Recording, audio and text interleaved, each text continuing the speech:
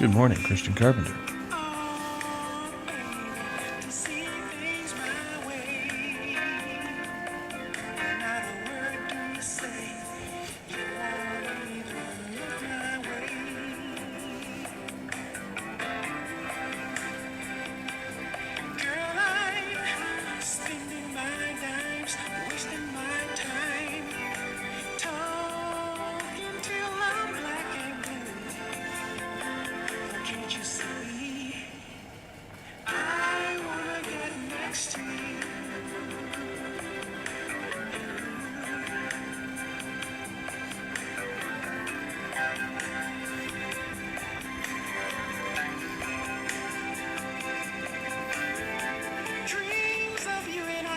Sailing by whenever your eyes meet mine.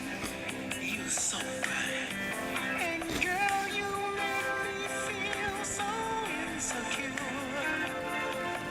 You're so beautiful and pure. Why must you be unkind and tell me I'm not your kind? Blowing my mind, girl, my money is low. And I know that I can't take you to the places you might wanna go. Still, I wanna get next to you. I wanna get next to you.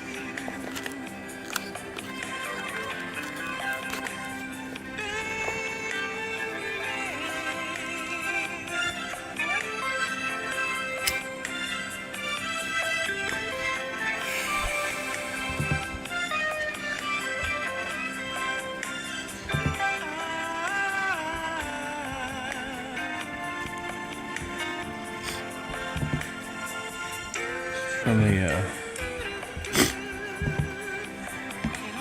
Runny Nose Corporation of America. Jesus, a huge link.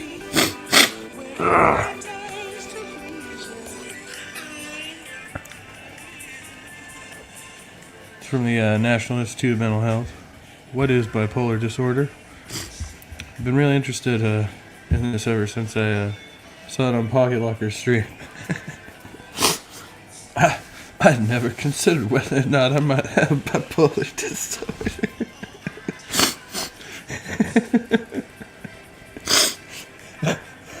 I'm sorry. Excuse me. I make jokes. Bipolar disorder, formerly called manic depressive illness or manic depression, is a mental illness that causes unusual shifts in a person's mood, energy, activity levels, and concentration. These shifts can make it difficult to carry out day-to-day tasks. There are 3 types of bipolar disorder. All 3 types involve clear changes in mood, energy, and activity levels.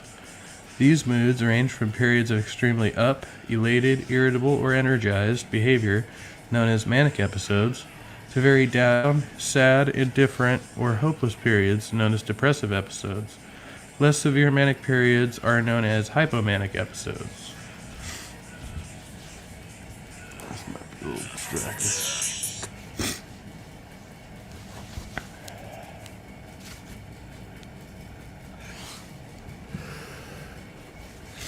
Bipolar I disorder is defined by manic episodes that last for at least 7 days, nearly every day for most of the day, or by manic symptoms that are so severe that the person needs immediate medical care. Usually depressive episodes occur as well, typically lasting at least 2 weeks. Episodes of depression with mixed features, having depressive symptoms and manic symptoms at the same time, are also possible. Experiencing 4 or more episodes of mania or depression within 1 year is called rapid cycling. Bipolar II disorder is defined by a pattern of depressive episodes and hypomanic episodes. The hypomanic episodes are less severe than the manic episodes in bipolar I disorder. Cyclothymic disorder, also called cyclothymia, is defined by recurring hypomanic and depressive symptoms that are not intense enough or do not last long enough to qualify as hypomanic or depressive episodes. Sometimes a person might experience symptoms of bipolar disorder that do not match the three categories listed above, and this is referred to as other specified and unspecified bipolar and related disorders. Bipolar disorder is often diagnosed during late adolescence, teen years, around or early adulthood. Sometimes bipolar symptoms can appear in children, although the symptoms may vary over time. Bipolar disorder usually requires lifelong treatment. Following a prescribed treatment plan can help people manage their symptoms and improve their quality of life. What are the signs and symptoms of bipolar disorder? People with bipolar disorder experience periods of unusually intense emotion and changes in sleep patterns and activity levels, and engage in behaviors that are out of character for them, often without recognizing their likely harmful or undesirable effects. These distinct periods are called mood episodes. Mood episodes are very different from the person's usual moods and behaviors. During an episode, the symptoms last every day for most of the day. Episodes may also last for longer periods, such as several days or weeks.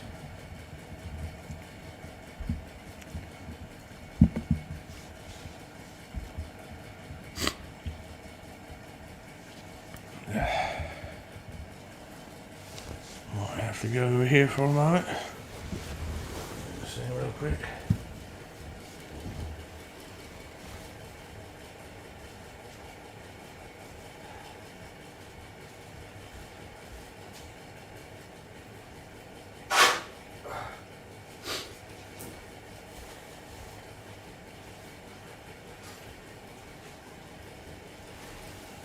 That was really bugging me. Okay.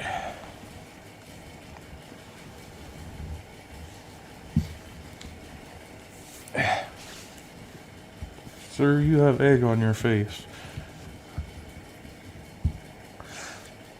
Symptoms of a manic episode. Feeling very up, high, elated, or extremely irritable or touchy. Feeling jumpy or wired, more active than usual. Having a decreased need for sleep. Talking fast about a lot of different things. Racing thoughts. Feeling able to do many things at once without getting tired. Having excessive appetite for food, drinking, sex, or other pleasurable activities. Feeling unusually important, talented, or powerful. Symptoms of depressive episode. Feeling very down or sad or anxious. Feeling slowed down or restless. Having trouble falling asleep, waking up too early or sleeping too much. Talking very slowly, feeling unable to find anything to say or forgetting a lot. Having trouble concentrating or making decisions. Feeling unable to do even simple things. Having a lack of interest in almost all activities. Feeling hopeless or worthless, or thinking about death or suicide.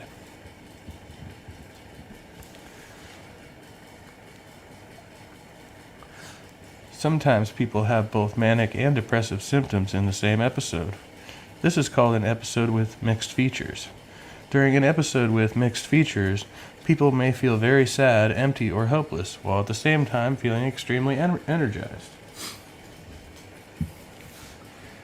A person may have bipolar disorder even if their symptoms are less extreme. For example, some people with bipolar II disorder experience hypomania, a less severe form of mania. During a hypomanic episode, a person may feel very good, be able to get things done, and keep up with day-to-day life. The person may not feel that anything is wrong, but family and friends may recognize changes in mood or activity levels as possible symptoms of bipolar disorder. Without proper treatment, people with hypomania can develop severe mania or depression. Diagnosis.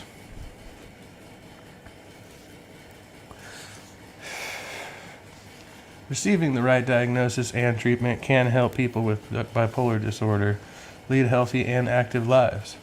Talking with a healthcare provider is the first step. The healthcare provider can complete a physical exam and other necessary medical tests to rule out other possible causes. Reminds me I have to call my doctor. Not right now though. The healthcare provider may then conduct a mental health evaluation or provide a referral to a trained mental health care provider such as a psychiatrist, psychologist, or clinical social worker who has experience in diagnosing and treating bipolar disorder. Mental health care providers usually diagnose bipolar disorder based on a person's symptoms, lifetime history, experiences, and in some cases, family history. Accurate diagnosis in youth is particularly important.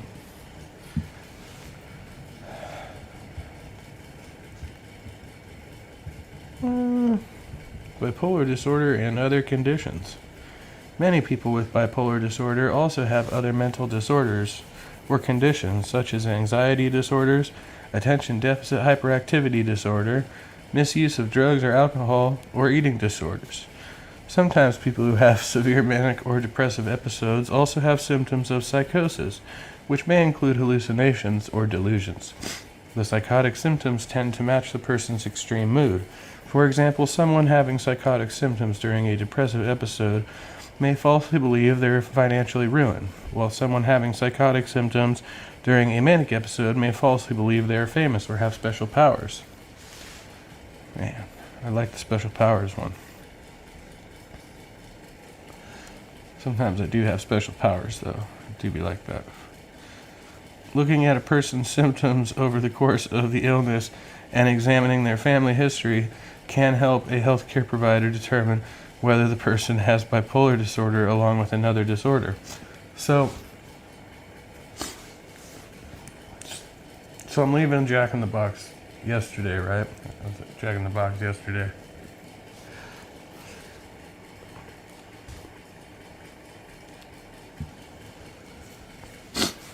I got my meal, pulling it out of the drive-thru.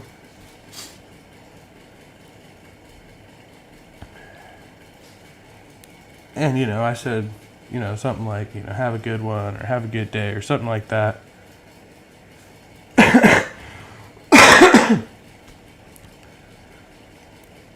And I swear, the guy who handed me my food, he said, "Suck my dick." And I was pulling away from there. He might not have said it, it seemed like he said it. Like for a second there, it was more than a second. It was like the whole ride home. I was like, did that guy just say suck my dick? Or did I hallucinate that shit? Like I really wasn't paying that much attention, right? I might have been a little stoned.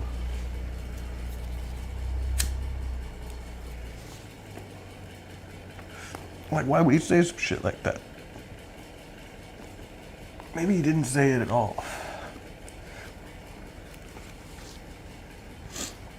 Why would I imagine that he said some shit like that?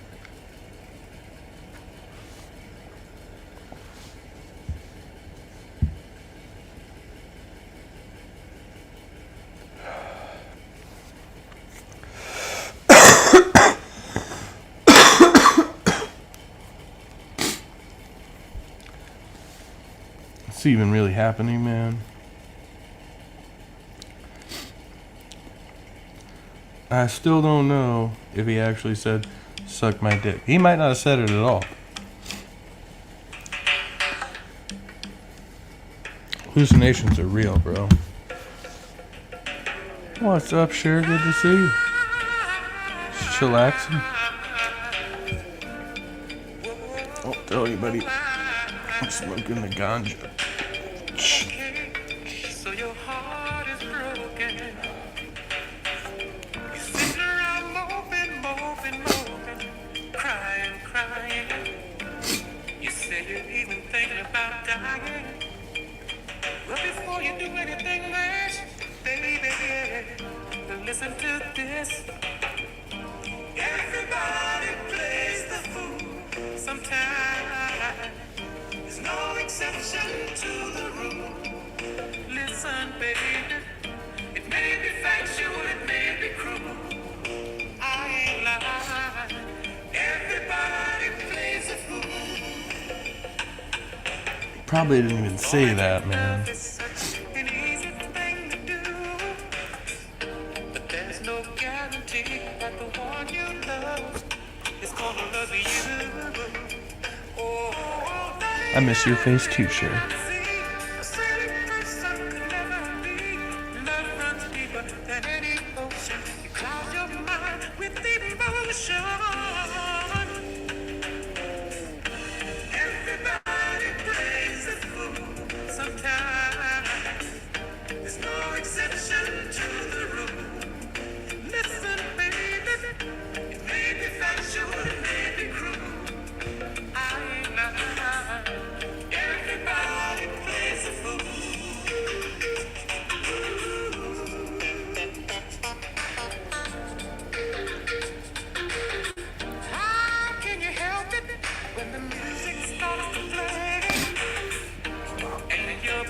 Oh, we were just talking about how I probably have bipolar, and I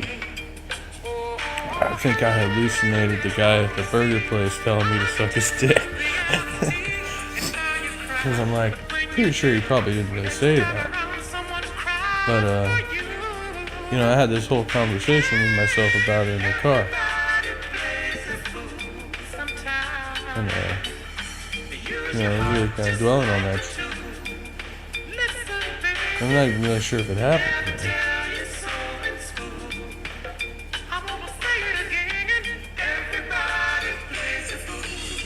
You ever have shit like that just happen in your day? You're not even sure if it's real, man. Just like move on with life. Whatever life is, man. Whatever that means. It doesn't have to make sense. There's no rules here. You just exist. Floating around in these fleshy bags, man.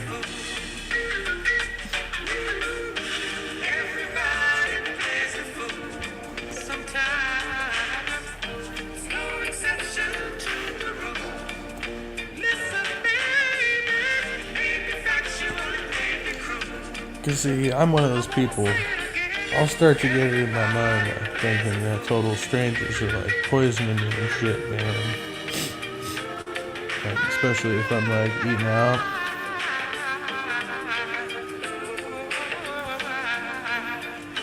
I thought some of the people at rehab were trying to poison me, too.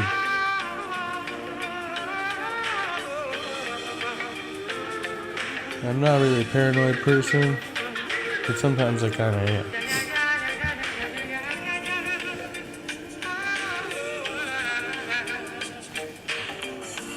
Well, throwing your whole self into everything you do could be called bipolar disorder. I don't know. It just depends on who you ask.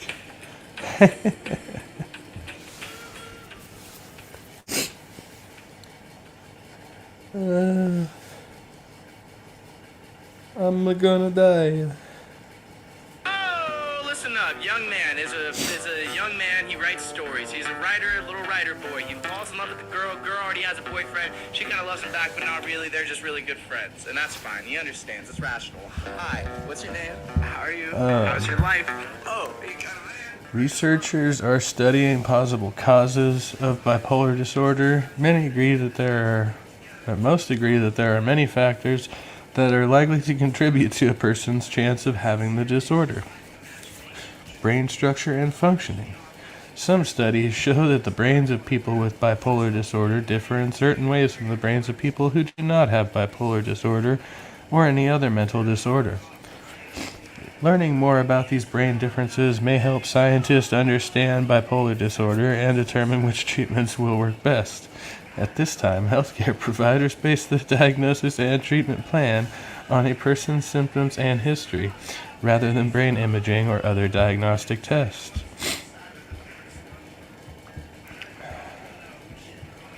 Some stuff on medication. Now, it's information on bipolar disorder. I don't know. It might have it, it might not. Say you're not really supposed to diagnose yourself with this type of stuff, but like, what else am I supposed to do with my time? 2:48 a.m. on a Saturday morning. I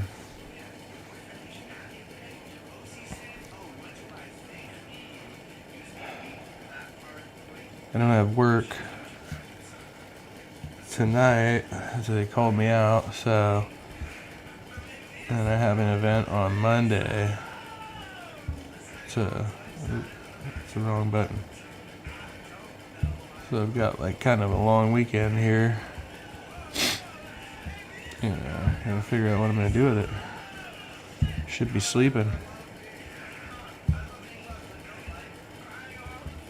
Should be sleeping.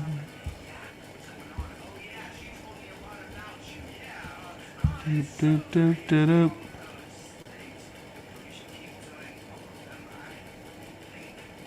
Mark Reed did a debate on modern day debate? No way, bro. I watch those ones.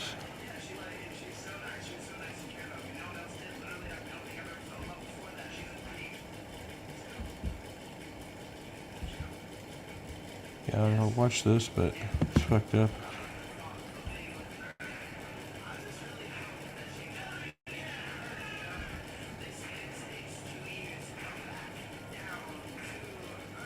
Gay Iranian teenage boy honor killed by father for feminine behavior.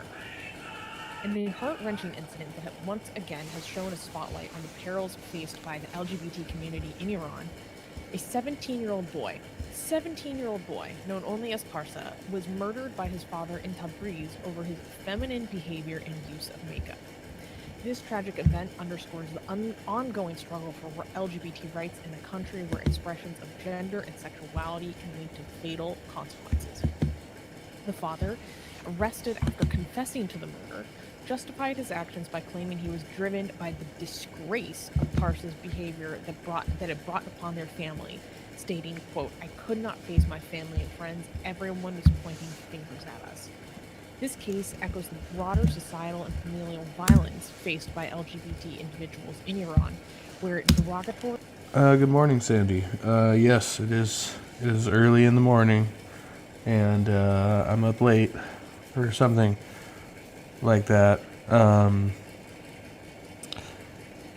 Yes, yes. and dehumanizing rhetoric by officials exacerbates the dangers. A 2020 survey by the Six Ring Advocacy Group highlights this grim reality, with a significant percentage of LGBT Iranians reporting experiences of violence and sexual abuse by family members.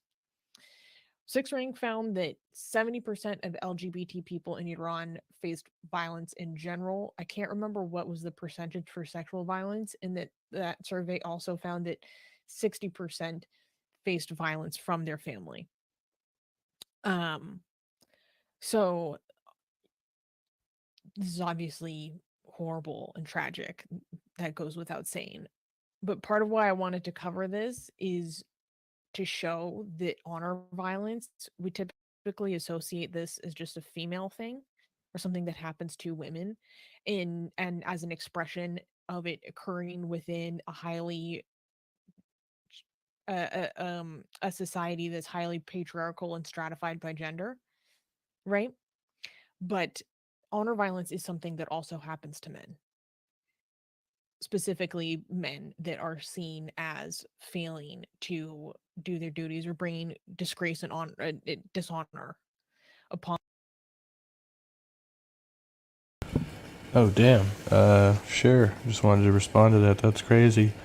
Um, yeah, I was diagnosed with some stuff a long time ago, but the doctors now, I don't know. They're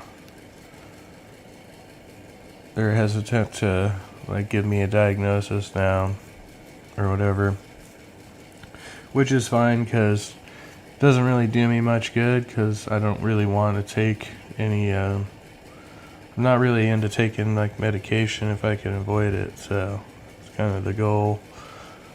Um, but yeah, I mean, they like throw, like every label in the book at you, 'cause we've been through all that.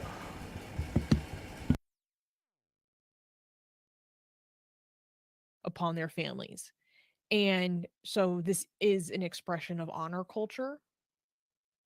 And Armin, could you, for people that like don't really get that, could you fill that out more, like how this fits into the broader framework of how people see the expression of honor in their community as so important to them? Because from my background, I always found it hard to even like contemplate. Yeah, I mean, this is a lot of people don't understand that people when they hear about patriarchy, they think like we're talking about men versus women. This is, and they think women are the victim, right? This is about concepts of manliness and man, that um, you have to maintain. This is for a father that has a honor culture mindset. This is a disgrace. This is horrible. It's their son, their express that needs to do an expression of manliness in your family. Some a son is somebody that you're supposed to be proud of as a man, as a boy that you raise up to express being like a married, like be a real man, like in Mardonegi, for example, in Iran, like it's called, right? But and then instead of doing that, becoming um acting womanly, right, or feminine, for somebody with a traditional mindset, that is so disgusting and such a source of shame and disgust that this is the only thing you could do to cleanse it, right? And I don't know if you could feel the disgust that somebody would have when they understand that a boy, my boy especially, is supposed to be acting like a man, a true man, right? If the level of disgust somebody with that mindset will feel when they see their son behaving this way. But it's not just the cultural mindset that is the problem here, it's also the law, because the law lets you get away with very little punishment if the person that you're killing is your own child, especially if they're a girl, but also if they're a boy, as long as they are your own child, right? So the way that it works is that Islamically, if you kill somebody, the person that is supposed to now decide how to punish you is the father and mother of the person that you killed, right?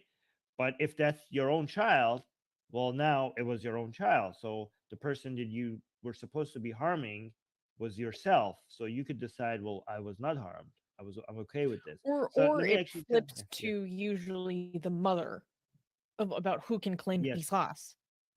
But then Yes, the you're mother, right. because this, because for people that don't understand, there is a process of literally blood money for instances like Yes. this, where victims or the families of victims will literally be paid blood money in exchange for Right. being victimized or the Yep. subject to crimes like this.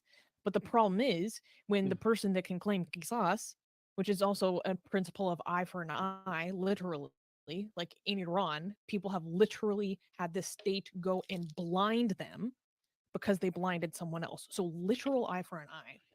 But when the only person that can claim that is the mother of the child of someone who was honor killed, what do you think is reasonably going to happen? They're going to be forgiven. Mm. So the sentences that Yeah. are imposed are usually like a freaking joke. Yeah, and basically the parents will choose to kill their own child, knowing how little the punishments are going to be. So they will take this into the calculation, especially if they're a girl. If you kill your own daughter, the punishments are much, much, much less in Iran than if you kill your own son. But even if you kill your own son, the punishments are still much, much, much less than you if you kill just someone else, because they are technically yours. But let me actually read this for you really quickly. I prepared this. In Iran, the legal framework includes the concept of qisas, which is Islamic retributive justice. However, there is a distinction in how this law is applied when a parent kills their own children. The law tends to be more lenient due to interpretations that grant parents a certain authority over their children. This means that in cases Ownership. where a parent, Read ownership. yeah, authority means ownership. Yeah, you're right, Susanna. This means that in cases where a parent is found guilty of killing their child, the punishment can be less severe than for killing someone outside of their family. The rationale behind this leniency is rooted in traditional and religious norms present within the legal system. Additionally, diya or blood money payments can sometimes replace harsher sentences in these cases, further reducing the severity of the punishment for such acts compared to other forms of homicide. Okay, so the leniency in punishment can be attributed to traditional views that parents have a form of ownership. Oh, it says ownership or authority over their children, which is reflected in the legal system. This perspective allows for lighter sentences in case where parents kill their own children, underpinned by cultural and legal norms. Okay, yeah, I already, this one is being repeated. Yeah. So yeah, this is how it works, unfortunately. Yeah.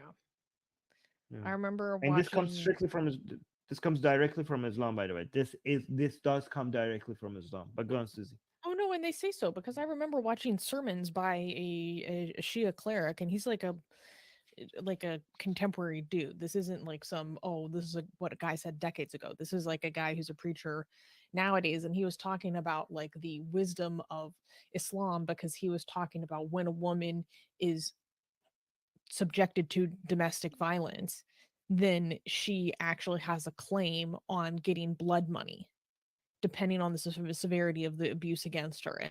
And this is like the justice and wisdom of Islam, that when a woman is beaten with in the subject to intimate partner violence, basically she gets paid for her trouble afterwards under the correct application of Islamic and Sharia jurisprudence. I was like, oh my god, don't worry, I broke your nose, but like here's a diamond ring. Are you kidding me? Like, Wow. oh my god. I am reading the numbers here. So there was a Lancet report. Okay, so there was a report by the Lancet that estimated that between 2010 and 2014, so for 4 years, at least 8,000 honor killings were reported in Iran. 8,000 in 4 years. That's crazy. Yeah. And you know, a lot of Iranians don't know this. A lot of, especially liberal-minded Iranians, they don't know this about their own country, that this many honor killings happen in Iran. Yeah, well, I They're remember like, we were talking about it like probably a year ago, and when we were pulling up the numbers, or Iran International did a report on it, and when you saw the statistics, you were like, "What in the world?" yeah, yeah, Also on because a trial lot and of error. Iranians, a lot of liberal-minded Iranians live in their own liberal bubbles in Iran, right? They don't understand that there's also a conservative side of Iran because of their because they're having their own personal experience, and they also hate the government so much, and the government is conservative, so they look at the people versus the government, or like, okay, we people are liberal and the government is conservative, so they're blind to, especially because a lot of these liberal-minded people are more, middle and upper class, and a lot of the conservative ones are, so there's a distance between, they don't see, a lot of liberal Iranians think that most of conservatism in Iran is just the government, and the people are like, they don't, I mean, it's true, Iranians are on average a lot more liberal than most other countries in the Middle East, but there Mhm. is still a conservative presence there that there are people there that are this conservative. They do exist.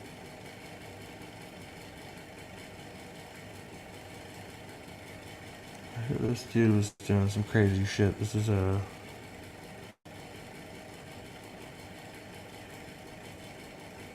how the whole bipolar thing came up.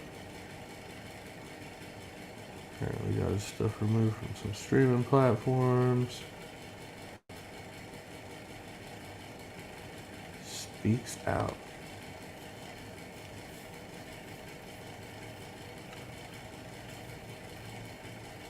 When there's nothing holding you back, what would your thing be?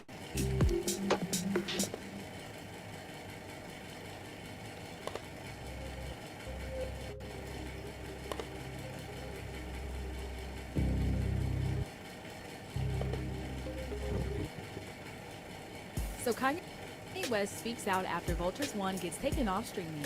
Hey, What's what's up, up, I'm William P-Dub, and Freeman? check this Nothing out. bumps. So since its release on February 10th, Vultures One has encountered a number of issues, with the track Good Don't Die being removed from Spotify.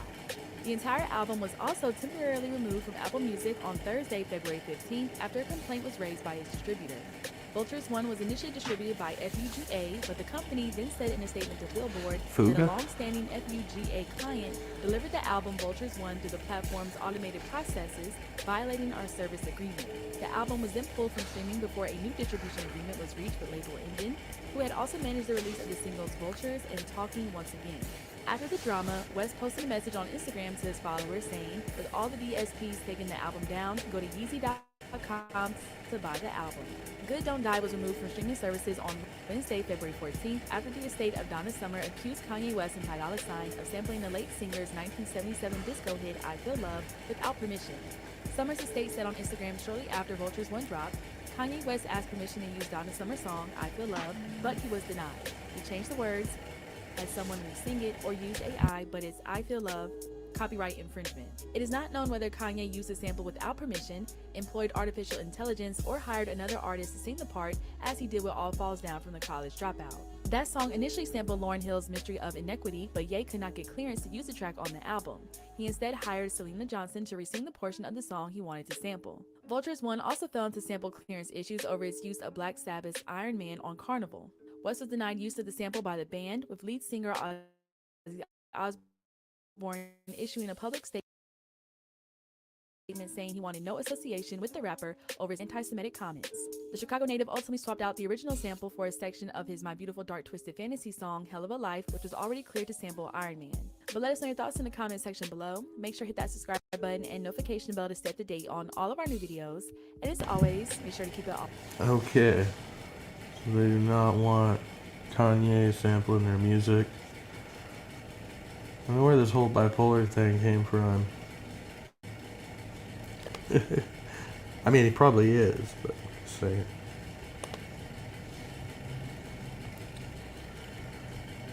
Kanye.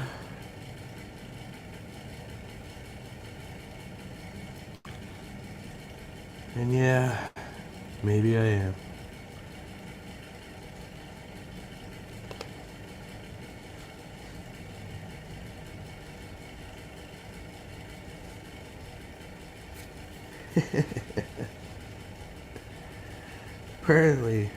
Apparently he did not sample nothing from Ozzy's song. He's like, I want my words in that anti-Semitic mofo's mouth.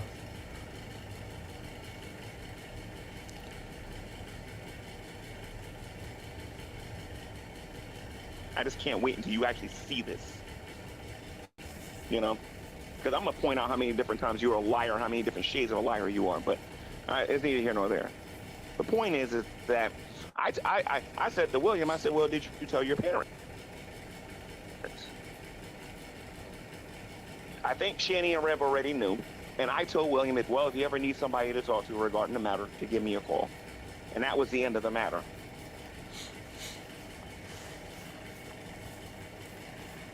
I didn't emotionally abuse him. I didn't psychologically scar him or anything like that. As a matter of fact, I didn't even preach to him. Because I didn't think it was appropriate at that particular time. Because there were other things going on in the house. I figured if God wanted me to talk to him, then William would have called me on the phone, which he never did. William and Zachary came to me all the time about every little tiny little thing that happened in the house. Every little tiny thing that happened in there. Some of the most insignificant stuff. They're coming to me saying they're hungry. Coming to me then saying, do you have batteries? Do you have this? Do you have that? Do you have this? Do you have that? Can you help me with this? I'm going through depression. Can you help me? Channing, I don't see them running to you about that stuff because they're too busy being in their rooms, constantly on their computers and their phones. And you're supposed to be their mother. You are supposed to be their mother.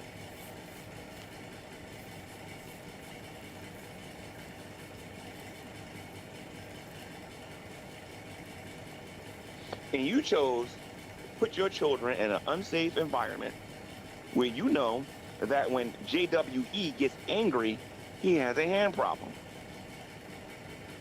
With your kids. Not with you, but with your kids. Which is another reason why I think he's weak. Or see, well, a lot of people need to understand that Jason talks a big game. Talking about some, Lastly, Raccoon. And he just wish he can.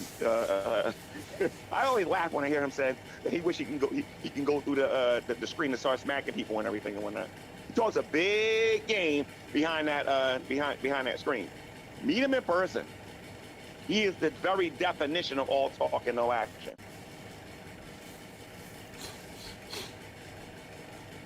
He's too frail to try to do anything. But Rev should not be the only person on here being looked at as being somebody who's a child abuser. If people are going to do that, then you got to call Shani one too. And Shani's worse because Shani's the guardian. Shani is the mother. She brought them into this world.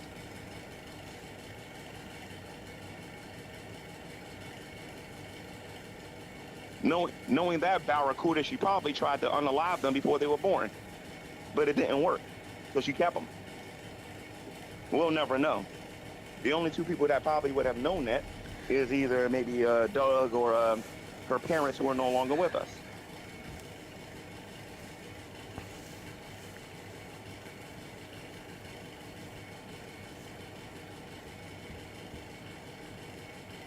You're supposed to be preparing your children to be way more successful than you ever was here on Earth, Shanny, by encouraging them to go to school and getting good grades, encouraging them to do things to better themselves, preparing them for the real world.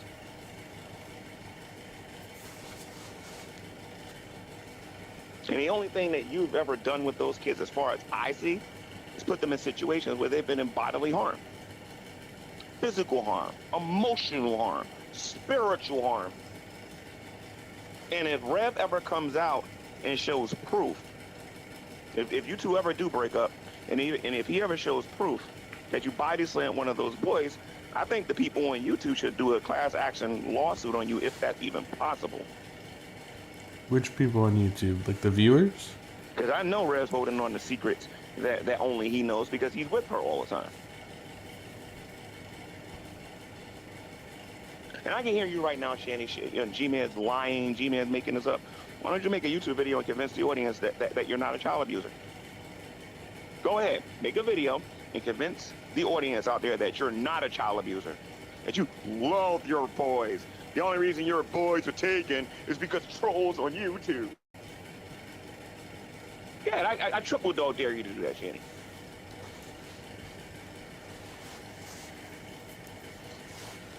You love your boys so much, and you're not even trying to get them back. You can't get them back. Because you and your crackhead man. That's what you want, and that's what you got. The only reason you probably wanted them back because you were getting more food stamps.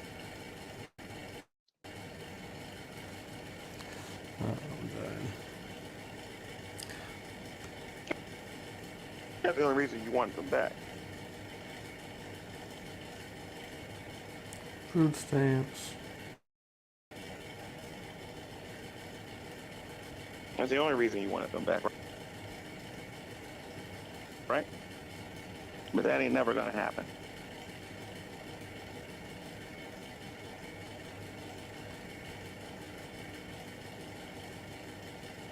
And Shanny, one of these days I would like for one of you to make a YouTube video and talk about why y'all in the position that you're in. Now, I know Rev made his video and he talked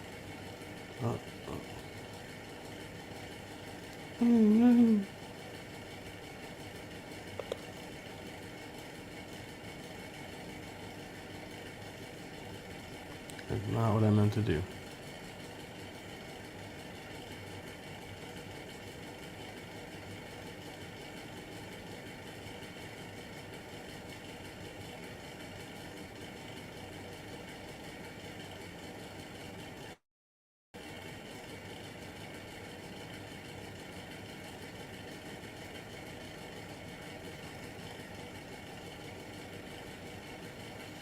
Well, now we're stuck. Believe that? It's because you wouldn't have a reason otherwise. So you don't have a substantiation to your argument. You're just counting on the fact that No.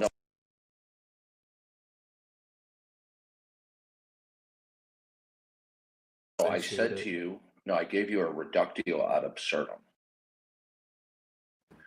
Then unless you accept that God is a ground of all being and has revealed himself through creation, and hence the actual basis of universal invariant laws of logic, then all you will be left with is you will have no identifiable defensible ground of all being, and hence you'll be an enhanced system. Yeah, but you're framing your claim in a negative that it could not be any other way, and I'm asking you to substantiate that portion of your claim. Check the chat board. Yeah, Oh, and sure. Okay, but don't be gone too long. Not sure how long I'll be running, so. But I will be running.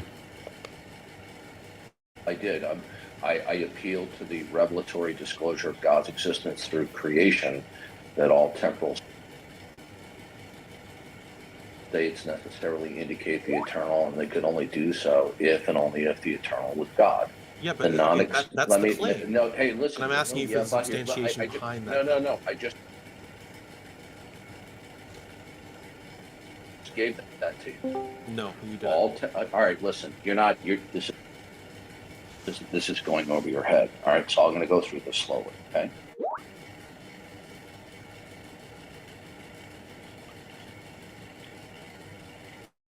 There are, which in this context, I'm referring to things that begin to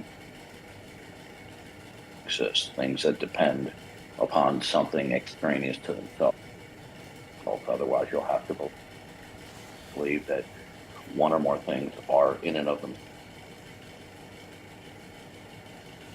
eternal, which you won't be able to account for. Okay? So in order for there to be actual things with intelligibility, they will either necessarily indicate the eternal or not. Okay? Now, do you agree that there are temporal states? Yes. Okay. Do you? Does Wi-Fi cut out? I think we lost Darth. Look, That was this divine is intervention if I've this ever is seen it. absolutely Wait, begging the who's question. the gay man who said the speed of light never changed? Many physicists think that the speed of light was faster during the early universe. Who's the gay man who said it's never changed? Here we go. Who's the gay man who said the speed of light has never changed?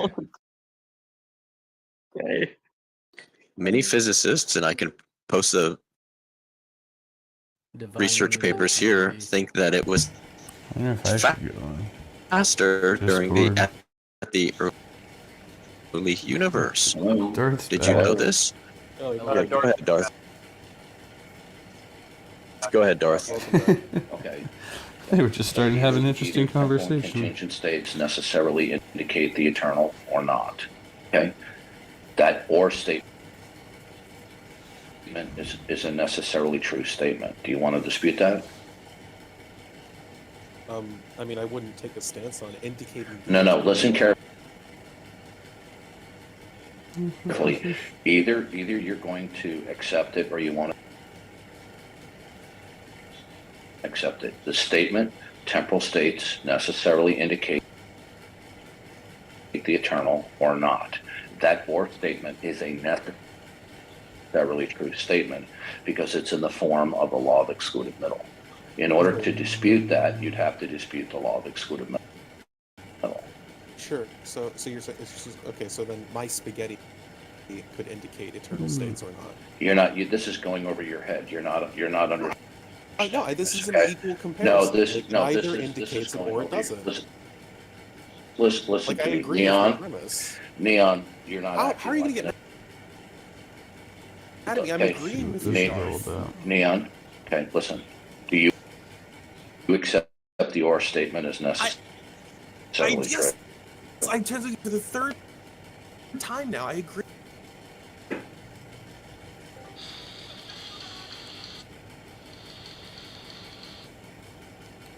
So, gravity, as you've been told, brings you down, but gravity's not bringing you down. Gravity pushes you down. You've been lied to. That's Michio Kaku. He said that. We lied to you. Yeah, I know he did say that, Jekyll. I mean, that's gotta, at some level, you guys gotta be like, dude, what are you doing? Like, I don't know. For the Glober. What's up, that John has Hudson? The globe in their mind, like. And You're then this now guy's in going around a talking politics about gravity as Discord server, Newtonian listening gravity to does a not flat Earth pull debate, you down. apparently. It pushes you down. Like, we use this. I don't know, man. Some people throw them under the bus. It's like they're trolling. Neil deGrasse Tyson does it as well. As a Glober, I'd be pissed off with those guys because they really do make it hard for the globe. So what's gravity? Gravity, what it is? He whistles every time. What it is? We don't know. This stuff's like, dude, why are you doing that, man? As a Glober, you'd be like, What are you doing? Who come in here will argue for the wrong answer within their own paradigm. Argue against their own worldview. Like that Matt Nuclear guy, on and on for hours. Nope, you're wrong. It's 100% mass attracting mass, just going 100% against Einstein. The whole time he's trying to prove Einstein's fucking paradigm. What an idiot. Yeah, he's got invincible ignorance, dude. He's just, nothing's gonna pierce that armor. It's like, nah, fuck off, dude. It's Newton. That's all. Like, it's at a point where we're helping him, right? Like, if I came into these arguments going against the opposition, I would be trying to at least sharpen my blade a bit, you know? I try to learn a little bit from the pushback. But that guy, no, he's gonna stay stubbornly on the same thing that he said day one, and he's gonna die on that hill. Sounds a bit like, Yakubian Knight or, was it Jesse Gordon? Yeah. Like the one-trick ponies, they're so stuck on their argument. They think it's the thing, it's the hotness, it's everybody's gonna love it. If you just keep saying it, repeat it over, it'll drop. Somebody will make sense somewhere, or I don't know. And I just don't. It gets crushed finally. Jekyll said this one time before, and him being a Glover, but he's like, these guys don't have a range of topics. It just, that one argument is like the reason why. And even people that think that the Earth is a globe are, sometimes they get tired of somebody just repeating the same One of thing. our friends is live. They have to be agile in their conversations, and they're not that. They're just so like when they come into this so transparent, like when they start speaking, like, I know where this is going. We're going right back to the 1 in 60 rule. We're going right back to. It's just like, dude, it's like there's no depth to what you got. Probably been upset for weeks and researching some kind of an argument for weeks, and then they come back with something that can just be knocked down in 2 seconds. The same thing that they said 2 weeks ago. Exactly. They put so much effort into it, and then you just like easily go, yeah, well, where's the observation for the Earth's movement? When has anybody ever done it? But you're missing, like eggshells. He's so hot and bothered about every time he comes in here. He always brings up mechanical gyro, or the gyro compass, or something. He's just like, this is the evidence about all kinds of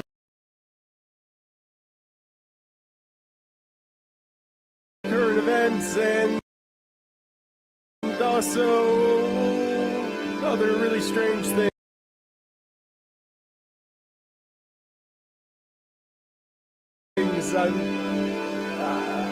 I'm an open book, but it's a very confusing book.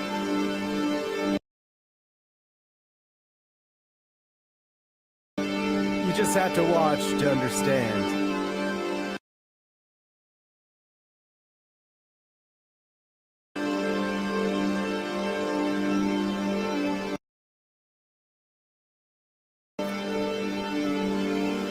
And sometimes I open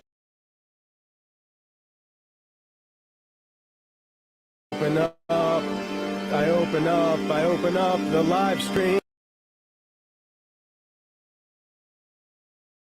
to talk to you too. To talk to you too.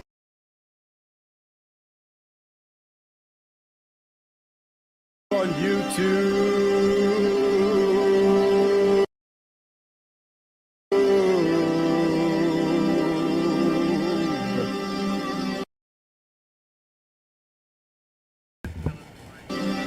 Love his I'll also intro. answer the chat when I have the time.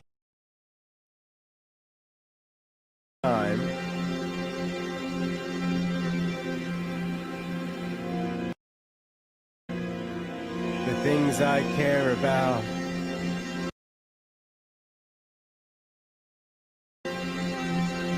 I hope you care about too. There's a lot of diversity out there on YouTube. So here's the argument. I'd like to think that there's something for everyone. I don't know. This might be for you. Photographic emotion film, which was If you do, I really. the technology to do that. Okay, wait. I'll leave the, So that one guy from that one place. Wait, you know something I don't know? appreciate you.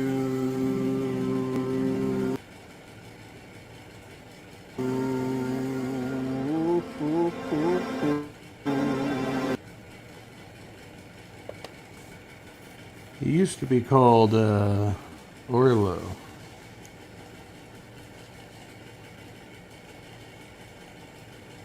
Now he does this. I think it's interesting. Yeah. Welcome.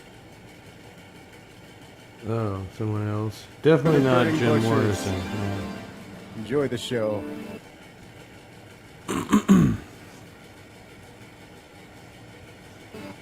Grab some popcorn or whatever you like. Popcorn sounds kind of good right now.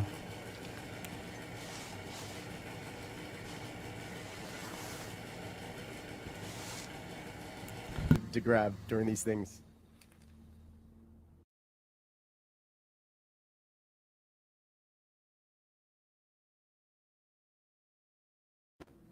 Well, howdy out there, and welcome back to Burning Bushes. I'm Daniel J. Newman, an Orthodox catechumen, and this is called Early Morning Saturday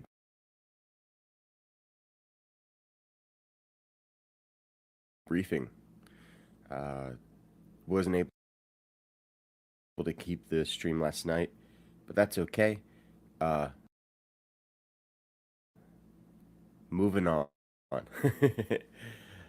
And I woke up at 6 a.m., which is always such a pleasure because I didn't set my alarm, but you know, it's actually part of the prayers that you wake up at the time that is proper for prayer, and 6 a.m. is one of those main times. 6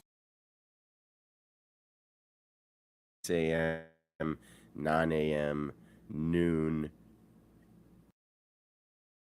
5 o'clock, and sometimes late evening. Yeah, some people might say Orthodox are intense about their beliefs, but you're talking about your immortal soul. And honestly, like I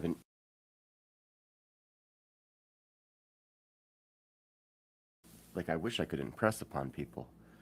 It's not all about like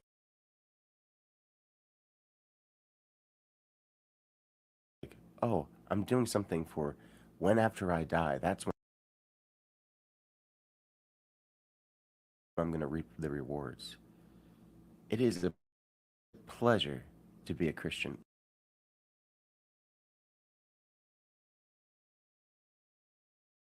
Despite all the struggle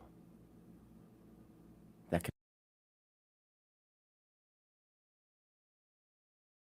connection with God will fulfill you.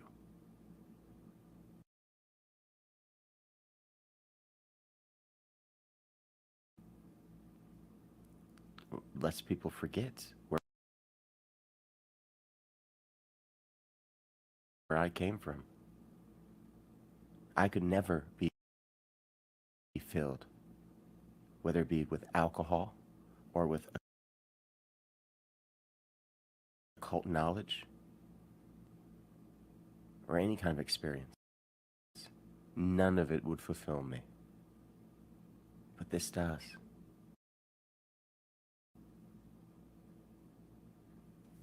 So let's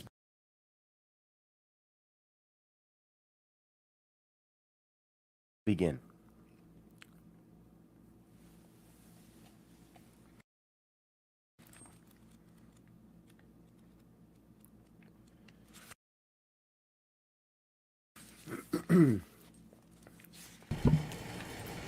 Yeah, I don't know about occult knowledge. I mean, he may have been an alcoholic, you know. In the name of the Father, and of the Son, and of the Believable. Holy Spirit.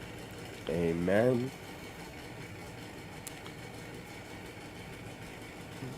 O Heavenly King, Comforter, Spirit of truth, Shit.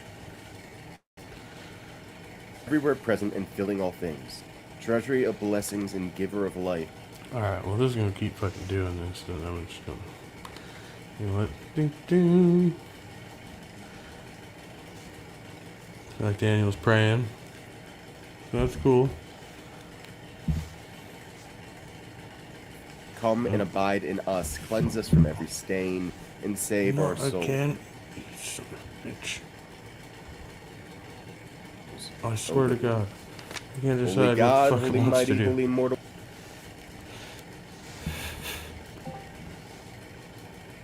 Okay. What is the other half, sir? You've wasted my time enough. I muted you.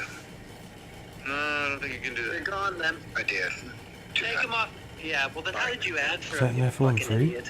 You did. Anybody with the intellectual you heard him well enough to answer him. Anybody who can understand my argument can make a response. I'd be willing to entertain. Yeah, so That's not how It this is. works, mate. That's not how this works. Yeah, pretending, interrupting I haven't heard someone else Nephilim and forever. muting them, pretending they didn't make a clearly stated argument. So Nephilim, I just want to put my 2 cents in here. In here, you can't just come in here and be disrespectful and expect everybody to give you the airtime. You are definitely going to have to address the questions, and you're definitely going to have to be a little bit more respectful. I'll unmute you. Hey Nephilim, to fire something back at you, because you clearly want to talk about things that apparently we're too stupid to understand. How many mills are there in an artillery protractor? Oh, yeah, Daniel. I'm waiting for someone to... Skinny, I don't know that much about him. Big Bruce just told us, so I know you Been want to doing a lot of these, but he's actually asked to address what Big Bruce has said Yeah. before you jump in, just so we can get Yes, sorry. prayer videos and stuff like that. I don't know. So that's Nephilim's It's fine, it's just...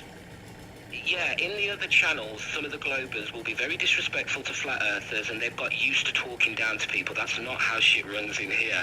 So he just needs to readjust a bit and just be a bit more respectful, and we can get a conversation going.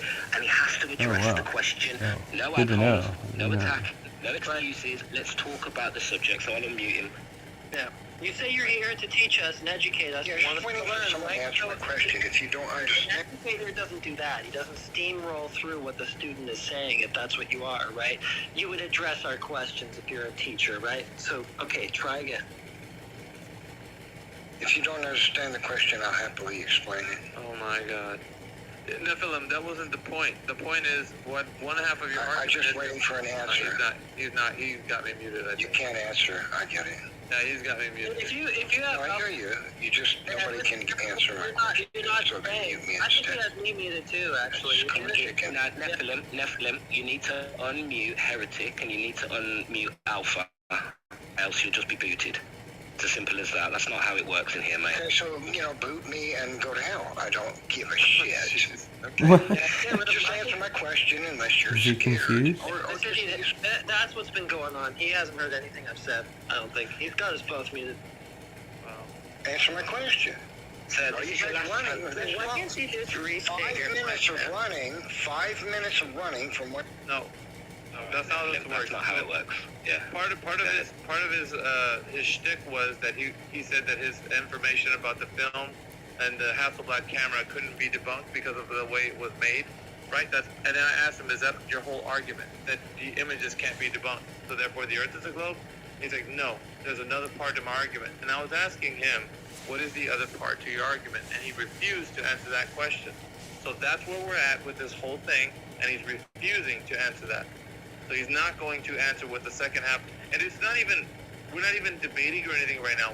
I'm trying to get the premise of his argumentation. And if we can't even get that out of him, then what good do you think is going to be to reason with him? So I'm putting that forward, guys. So I'm just asking him what his argument is. So. I hear you, Alpha.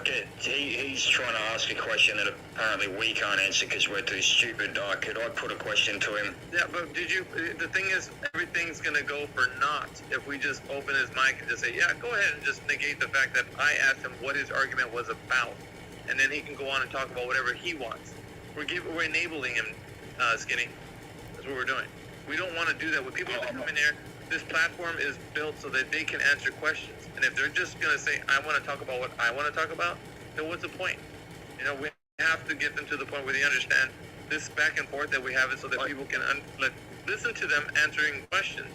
If they know the Earth's a globe, You know what I mean? Sorry, I fully agree. I fully agree with you, and that's why I want to ask him a question about something that he might not know something about, and it actually relates to flat Earth. Yeah, I know that, sir. But the point we're getting right now is we don't even know what he's arguing. If one half of his argument is something we don't know, it needs to be discovered. So we're not hitting a moving target. Because right now, the only thing we know is that part of his argument is that the image cannot be debunked. And, you know, so he's talking about that, the production value of the quality of the film, and the other half is unknown. So we need to know what he's arguing for before we can put forward, like, what we're going to state as a rebuttal. Does that make sense? Before we can get into your question. Yeah. So, right. No, fully. I fully get it. I fully get it, mate. Yeah. Right. So let's get him Skinny. to... He's here to preach, bro. He's here to preach. So we just need to reset the setting, you know what I mean, so that he understands the rules of engagement. That's all. Gotcha. Well, tell him to take both. He's taking it here right away. Yeah, so let's give him one more try. Nephilim, I'm going to unmute you, my friend. Hold on. Let me do this. Hello, I'm just waiting for someone who can answer my question without pretending there's a missing half of it. There is no missing half. I stated the question clearly, but I can't get an answer. I accept your failure. Okay, Nephilim, so could you please unmute Alpha Veritas, and could you please unmute Heretic for us? When I We get will an address answer, your question. maybe. Yeah, they will address your question. They will address your question, but you need to be a little bit more respectful here. I respect those who don't constantly talk over me. Well, you just need to be a little bit more respectful and do the same. So let's start again. Let's start again. Unmute them both, and let's try this again with respect. In the meantime, would I be able to chime in for a quick second? Can I get an answer to my question? Yeah. Answer the question.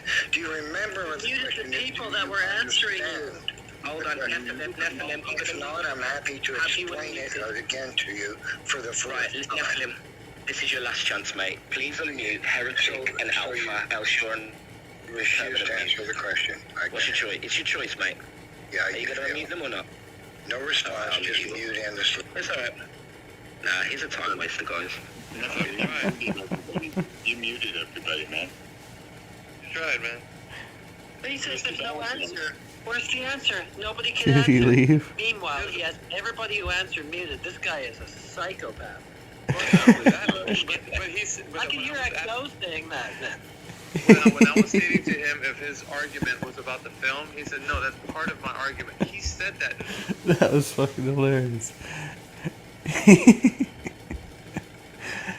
He got confused and he left. He had the guy he wanted to answer him muted.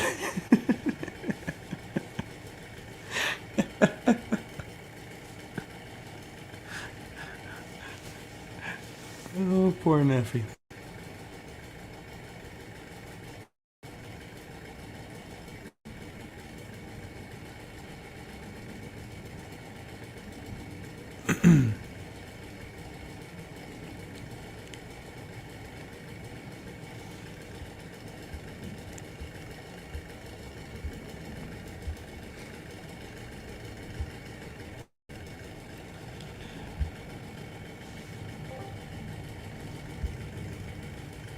Well, yeah, so same rules apply to both of us in both circumstances, then I'm happy to move forward. But, I mean, obviously what's going to happen is, at some point, you won't be able to do the really hard work of recognizing this truth. And I won't be able to do it for you, and then you will become a triviality in my mind as legitimately as your audience becomes a triviality. Well, then we can just dispense with any conversation, right? If that's what you think, then we can dispense with any conversation, right? No, that's what I agree with you about. It's going to happen. It's not what I think. We've agreed about that. It's not just what I think. We're appealing to the vast majority of people who have a cognitive ability, who can understand a particular language, and who want to engage. Right? That's the people we're appealing to. We're not looking for the people that are cognitively impaired, or too young, or aren't engaged in any way. We're not looking for the outliers, we're looking for the majority of people. If I take the community to have the majority of people in with some acceptance. Okay, this is ridiculous. We've made no specific claims about the quality or characteristics of those who we may at some point have to recognize as being trivial with regards to their ability to understand us. You start talking about people who are mentally impaired or children. I find that fascinating that that's your go-to. I have a much higher bar because what I'm talking about is something which I think is actually very hard and not necessarily attainable for everybody. So, you know, as when it comes to anything in life which is difficult and valuable and worth pursuing and doing, it's probably the case that most people aren't going to be able to do it. And that's okay. That doesn't invalidate the project. My bar is higher than yours. I think we've established by reference to you talking about children and the mentally impaired. That's not my bar that needs to be passed for someone to be able to engage and understand what I'm saying. What's your bar then? Is it the majority of people or not? I couldn't say. I couldn't say. Really? This raises another question. Which is, I guess I'll make this point and then let debate monger in if he wants to come in, or you'll probably want to respond. But you mentioned about the obligation component of this. It's very important to recognize that even if I do enter into this, which I did, in good faith and with a desire to engage and to generate understanding, that is an obligation which sits in a hierarchy of obligations in relation to all of my other obligations to feed myself, to not be chronically on the internet, to do whatever, like to me, all of my other responsibilities. So, and when you add up all of those responsibilities, my obligation within a given conversation is clearly very bounded and restricted, as is the obligation of my interlocutor to do the work of understanding what I'm saying. So, I mean, yeah, but this is trivial, my friend. In this conversation, you don't need to eat, you don't need to do something else. The hierarchy in this particular conversation is that you have an obligation to be understood and you presumably want me to respond. If that's the case, then you need to use words in a way that I understand and most people do in order for the conversation to progress. If you use it idiosyncratically and I don't accept it or don't understand it, but I'm cognitively able to understand common usage and understanding, then you are not meeting your obligation. And you can do that, but then the conversation ceases.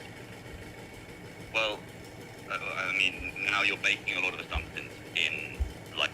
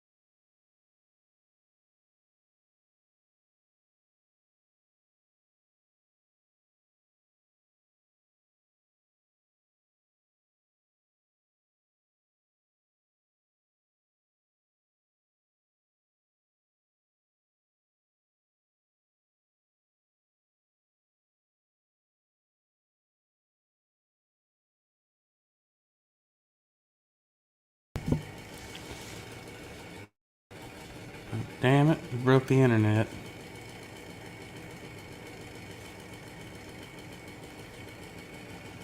See, this is why we can't have nice things.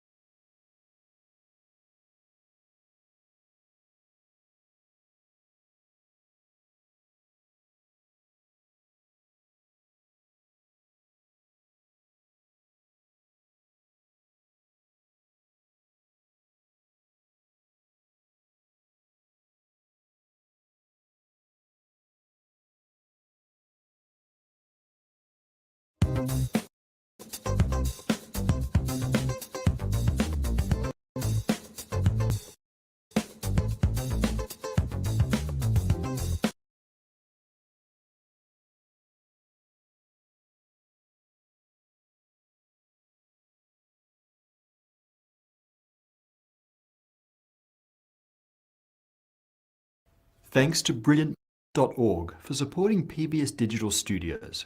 There's this idea that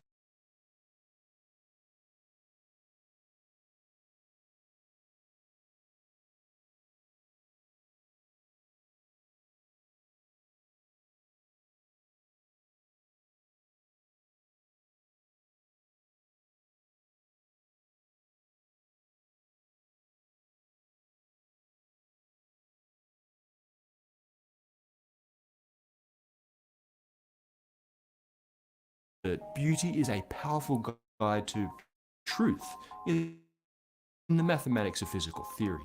String theory is certainly beautiful in the eyes of many physicists, but is it beautiful enough to pursue even if it's wrong?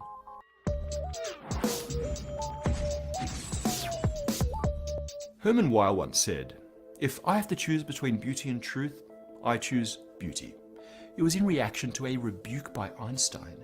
Weyl had tried to explain electromagnetism by imposing on Einstein's general theory of relativity the very first gauge symmetry, Weyl invariance. Einstein pointed out that the proposal led to some absurd results, and so the idea went down in flames. It just couldn't be true, despite the elegance of the math.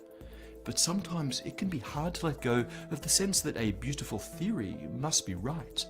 Could this also be the case with string theory? As it happens, Weyl's old idea did work when translated to the very particular case of a quantum string, which is part of what got string theory going in the first place. We talked about this in detail in our episode on Why String Theory is Right, which itself was a sequel to our primer on the basics of string theory. In those episodes, we saw some of the remarkable ways that string theory promised to converge on a theory of everything. It seemed so beautiful. The effortlessness of its inclusion of quantum gravity, its promise to unify all particles under one umbrella.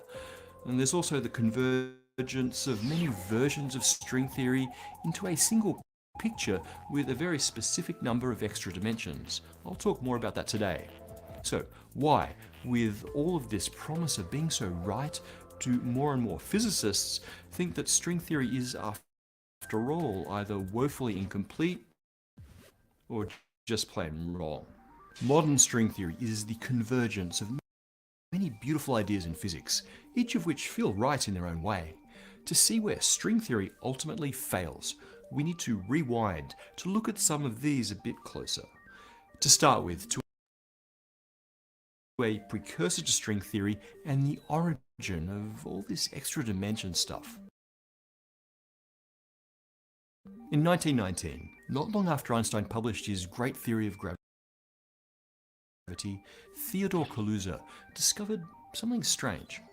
He was playing around with the newfangled general relativity in 5 dimensions, 4 space and 1 time, because why not?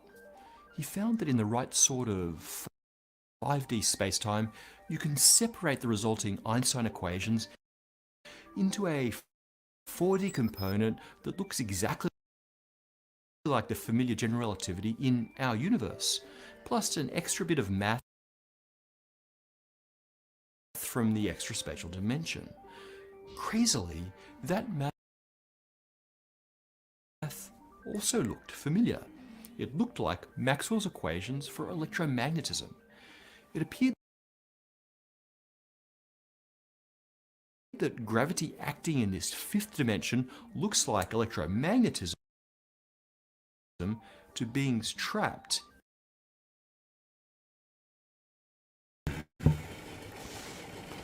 Whoa, wait, man. Is he talking about like math and stuff? Oh yeah, string theory. That's the one.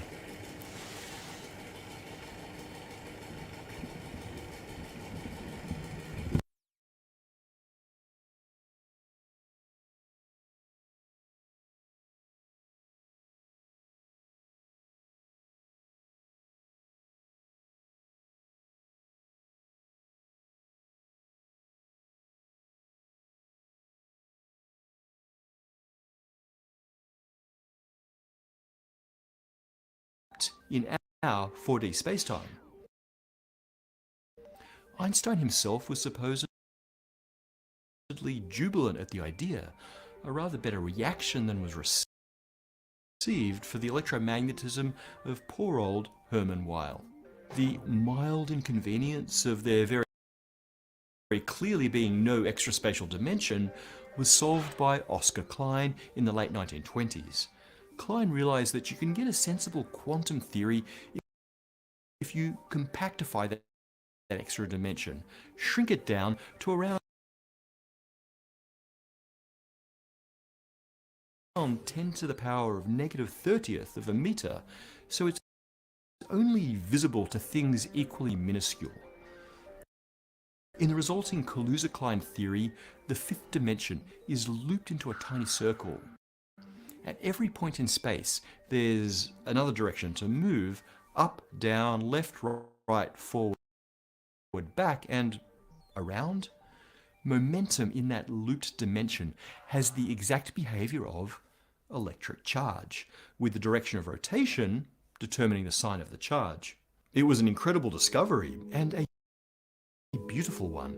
It even made a prediction: the ratio between the mass of the electric charge and the electron. Assuming the experimentally measured value for the electric charge, the corresponding electron mass should be around 5 kilograms. Probably wrong, and it's not the only problem with the first version of Kaluza-Klein theory. It also predicted an unknown field, the dilaton field, and a corresponding particle that had never been seen. It also didn't give anything beyond electromagnetism, but to be fair, the other fundamental forces hadn't even been discovered at that stage. These may have seemed like fatal flaws, but we can thank this wrongness for the later development of string theory. People tried various things to fix these issues, for example, adding more compact dimensions of various shapes, and of course, strings. There are many. I don't know why it keeps doing that.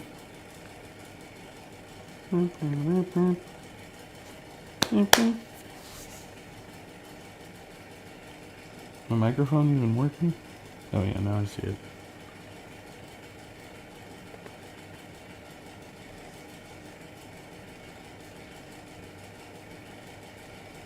See, everything's fine until it's not. Everything's not fine. You've got bipolar disorder.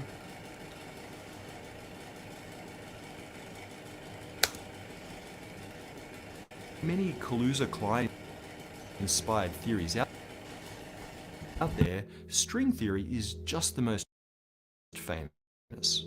So, start with Kaluza-Klein, add vibrating strings and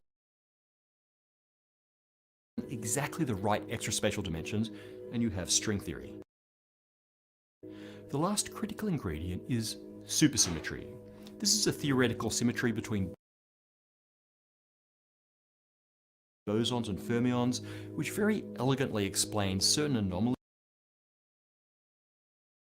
like the vast differences in strengths between the fundamental forces. It also introduces fermions to the boson-only version of string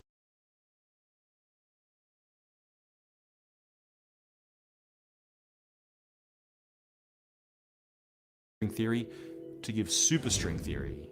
The introduction of supersymmetry, along with the discovery of the right symmetries for the extra dimensions, sparked the first superstring revolution of the mid-80s, roughly coinciding with the theatrical release of Weird Science. Just saying. Superstring started out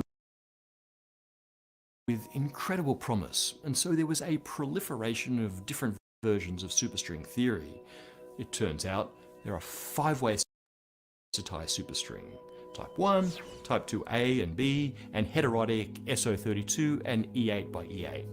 5 different approaches to getting all of the desired particles out of the basic premise of strings wiggling in 10 dimensions. All required 6 compactified extra dimensions of space. What differs is the detailed geometries and symmetries of those spaces and the way strings vibrate within them. In fact, these versions appeared fundamentally different from each other, divergent rather than convergent, contradictory even, hardly elegant, one might even say ugly or wrong. But the key to their convergence and the return to beauty had already been glimpsed. The various superstring theories exhibited what we call dualities. A duality in physics is when two apparently different mathematical theories prove to represent the same physical process. These dualities revealed that certain classes of string theory were actually different ways of expressing exactly the same theory. Perhaps there was a glimmer of hope for these divergent versions of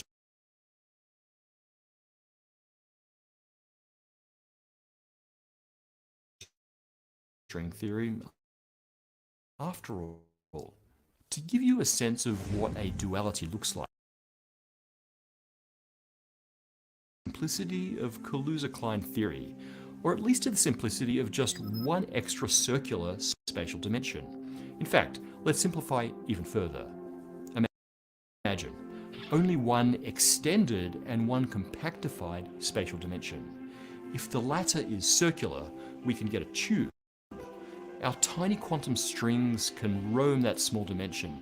They can even wind around it, perhaps multiple times in either direction, before forming a closed loop. The number of times a string winds around this compactified dimension is called its winding number. The energy of such a string depends on the winding number times the radius of the compactified dimension. That makes sense. It basically gives the length of the string. These strings are vibrating with standing waves like guitar strings, and their energy also depends on the frequency of that vibration. That frequency depends on the density of wave cycles on the string. That's just the number of wave cycles around each coil, or the mode number, divided by the radius. So there are two ways to get a high energy string. Have a large winding number along with a large radius, that gives you a long string, or have a large mode number with a small radius, and that gives you a high frequency vibration. It turns out that, mathematically, these two are completely equivalent. At least they give exactly the same physics. Either winding number times radius, or mode number divided by radius can be used to define the momentum of a particle produced by this string. So you can construct a theory in which momentum increases with the size of the compact dimension, or where momentum decreases with that size, and both give the same results. It sounds weird, but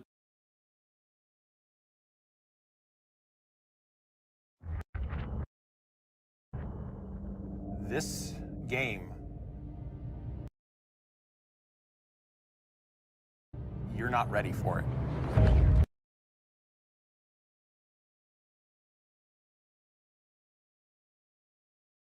But this may just have saved string theory. I just described a type of duality, in this case T-duality, short for target space duality. In a duality, two apparently contradictory ways of describing the mechanics of the universe can lead to exactly the same results. The appearance of dualities tells us that we probably can't take our geometric interpretations of the math as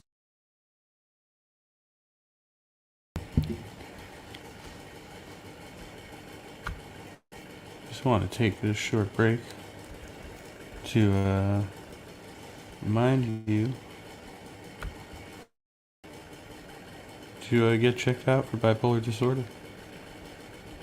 Know the signs.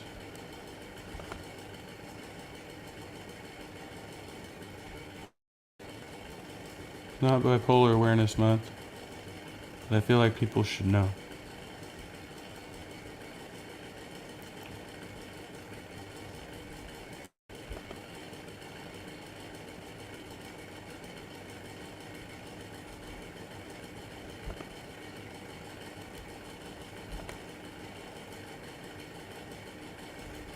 should just, know about mental health, in general, but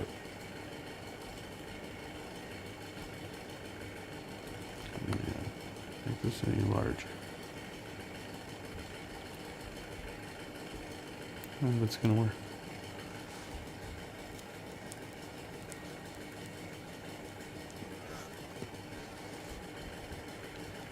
St. Patrick's. Are you seeing this? Oh no. This won't do it all.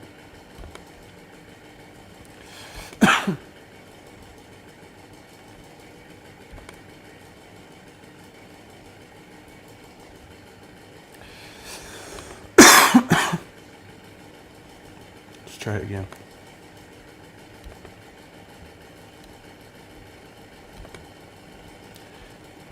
I don't even know if this is the image I was trying to load.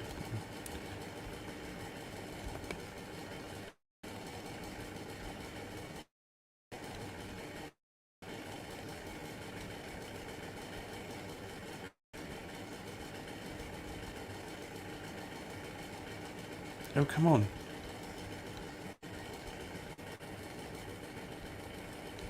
Pretty much the same stuff. Oh, there's the image. See? Here they're manic. Blah, blah, blah. Here they're depressed.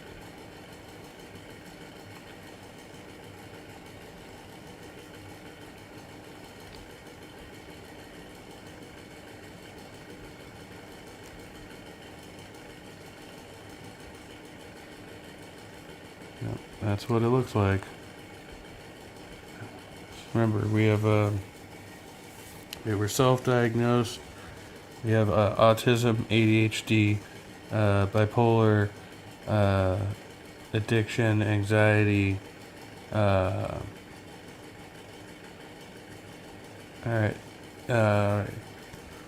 What else do we? I know we've got something else. There's got to be something else in there.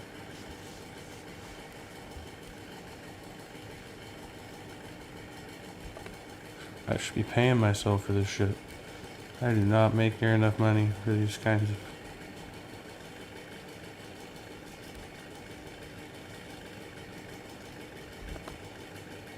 valuable insight.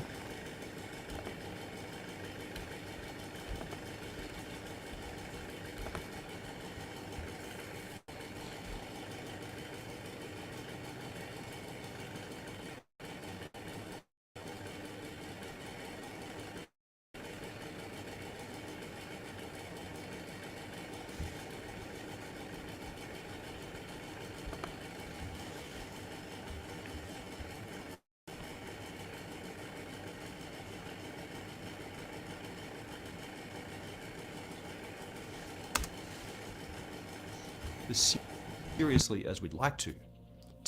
T-dualities prove that some of these different versions of string theory were actually different expressions of the same theory. The other main type of duality in string theory is S-duality, strong-weak duality. In this case, it's a duality between strongly versus weakly interacting strings. This seems even more contradictory, but it's incredibly powerful. We'll glimpse the mechanics and the implications of S-duality as we look deeper into M-theory and holography in the future. S-duality provided the final linchpin that demonstrated that the 5 different types of string theory were all manifestations of the same theory. The guy who ultimately brought it together was Ed Witten. At a string conference in '95, Witten showed that the disparate string theories were all just different perspectives, different limits or special cases of a single overarching theory. This was M-theory, where M stands for really whatever you want it to: membrane, magic, mother theory. According to Witten, it's to be decided when the full nature of the theory is understood. We'll come back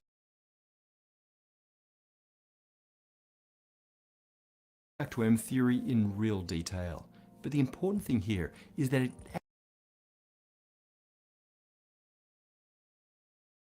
adds a single extra dimension to connect all of the 5 superstring theory types via S-duality. So, whereas the original superstring theories were 10-dimensional with 6 compactified, M-theory is 11D with 7 hidden dimensions.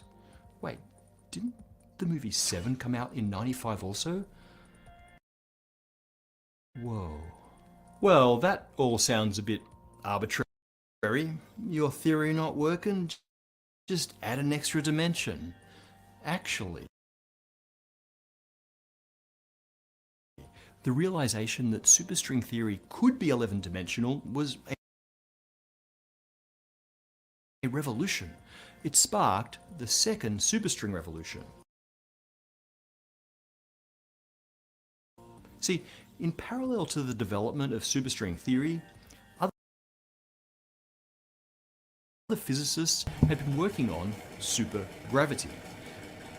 For independent reasons that we don't have time to get into, Yeah, John Hudson. I think you just might be onto something there. I think that is some genius level stuff right there. That's what I like about you guys. Surrounded by like, intelligent and enlightened people, you know. All these, you know, freaking like this guy, you know, he knows about string theory. It's amazing. And what I do without people like this in my life.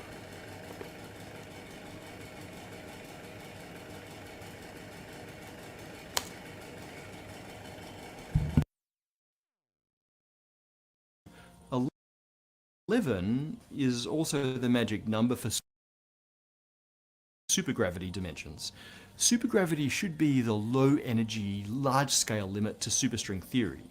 So it was incredibly exciting that string theory appeared to have an 11-dimensional version, M theory, to correspond to everyone's favorite 11D supergravity. This convergence of the superstring theories with each other and with supergravity restored the sense of beauty to string theory. It appeared to be on the track to rightness once again.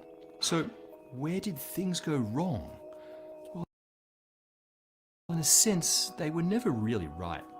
This M theory thing, it's still not well defined. It's not solvable using perturbation theory, which doesn't leave much room to explore its implications. In all superstring theories, the extraspatial dimensions are wrapped not in simple loops, but in complicated geometries called Calabi-Yau manifolds. The behavior of strings in these hyperdimensional surfaces is only Not sure exactly how much of this I'm taking in here. So we got the Calabi-Yau manifold.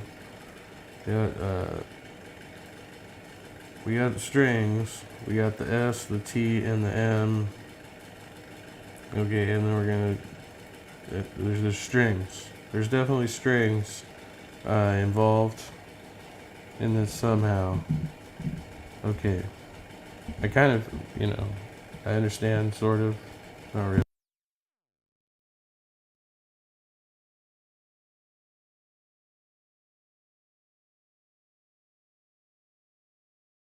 only understood in idealized cases. For example, sections of these manifolds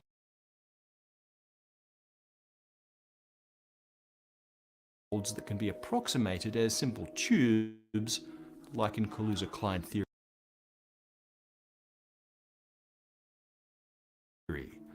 But more worrying, there are countless possible geometries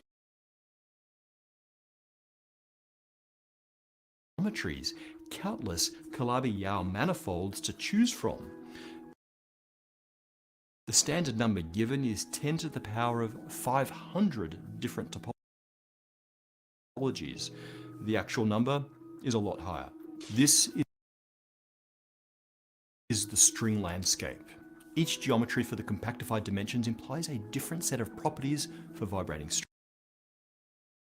strings, and so a different family of particles and different laws of physics to go with them. It seems an impossible task to find which one corresponds to our universe, if any do. This is the impasse.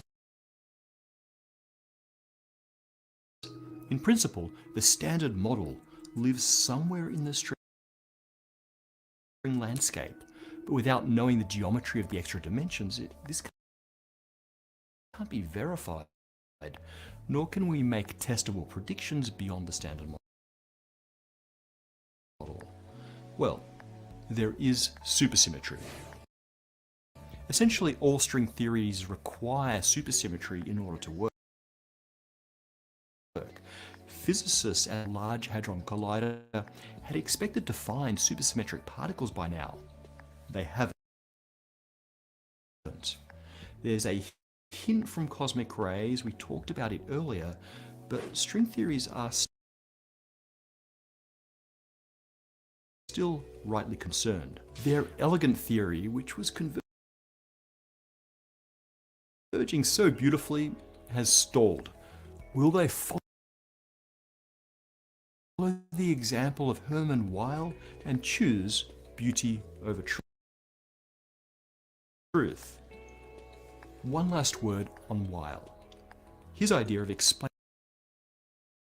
electromagnetism by adding his gauge symmetry to general relativity was wrong, but it inspired the entire field of gauge. Quantum world depends.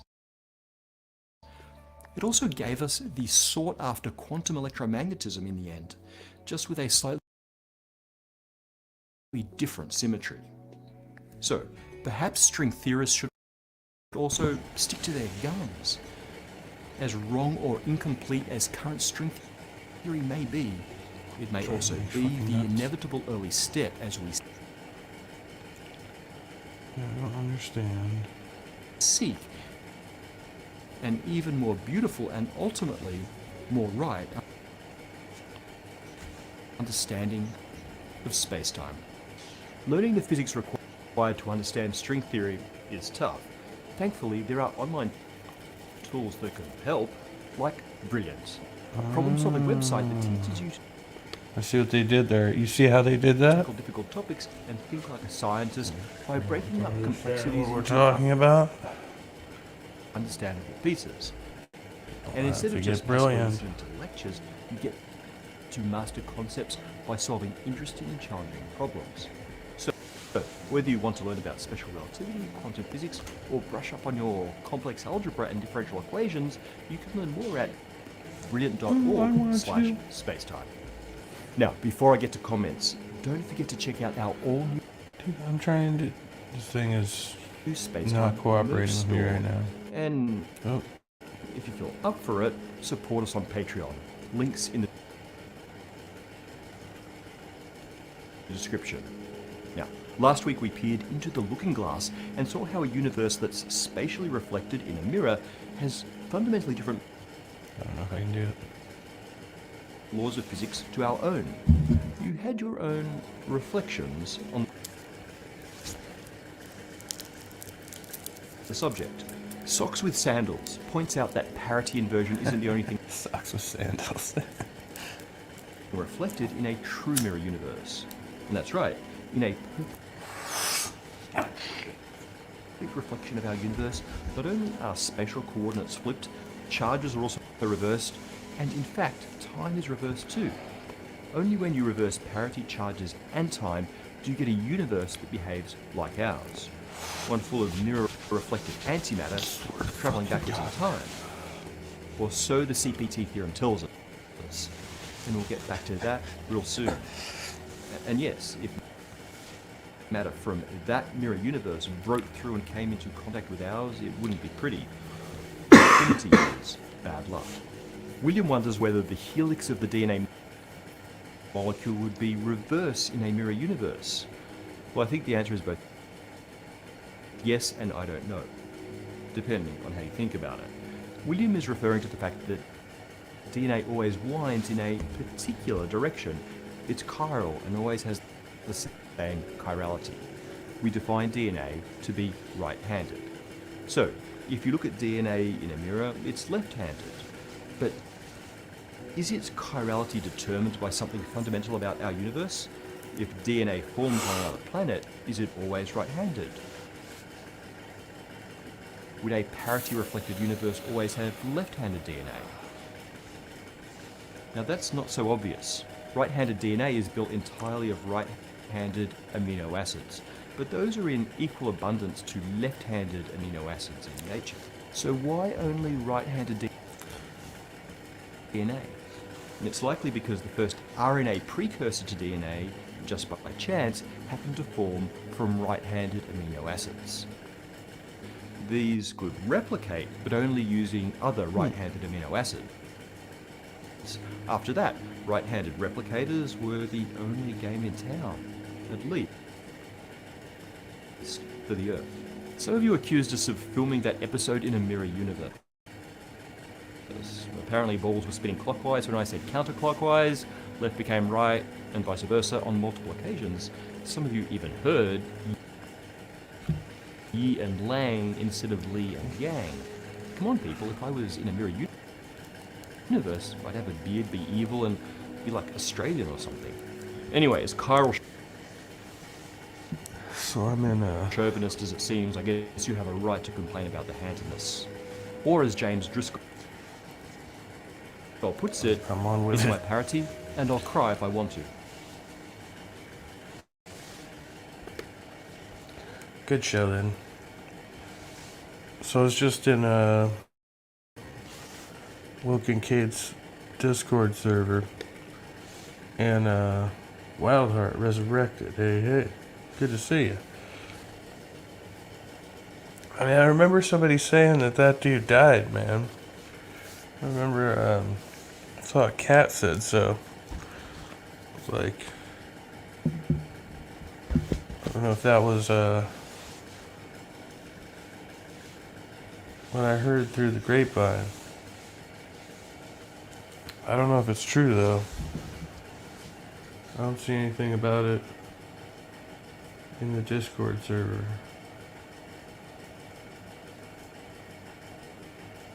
There hasn't been anything posted in like a couple of years though, as far as I can tell.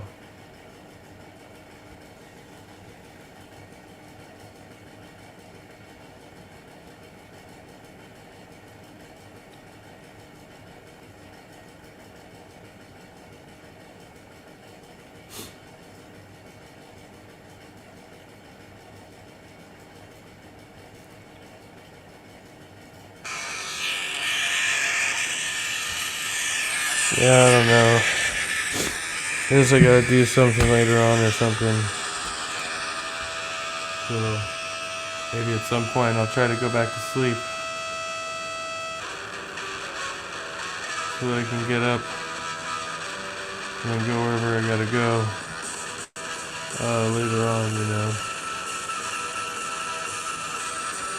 And I slept for a few hours. You're in prison? Oh, no, yeah. I didn't hear that you were dead, but I'm glad you're out of prison now. No, I heard that somebody else was dead. Yeah, I'm alright. I was in rehab for a couple months, man. And then now I'm out. And I had some crazy shit going on, but I'm doing alright, you know. Kind of, you know, like, some crazy days and wild nights, you know. Well, I mean, it wasn't that crazy. Everybody was kind of sober. And, well, some of them were still sober. Yeah. one day at a time or some shit like that.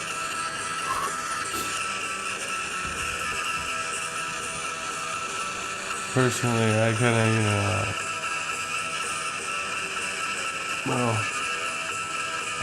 I just had one of those, it was kind of weak,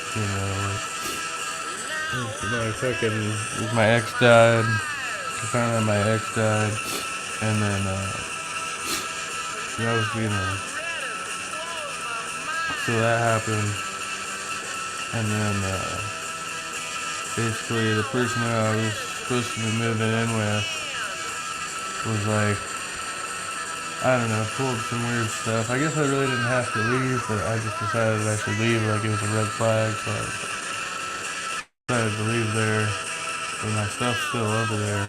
I gotta get my stuff, but they're being all cool and stuff, like they wanted to hang out and all that, but I had to pull out of it.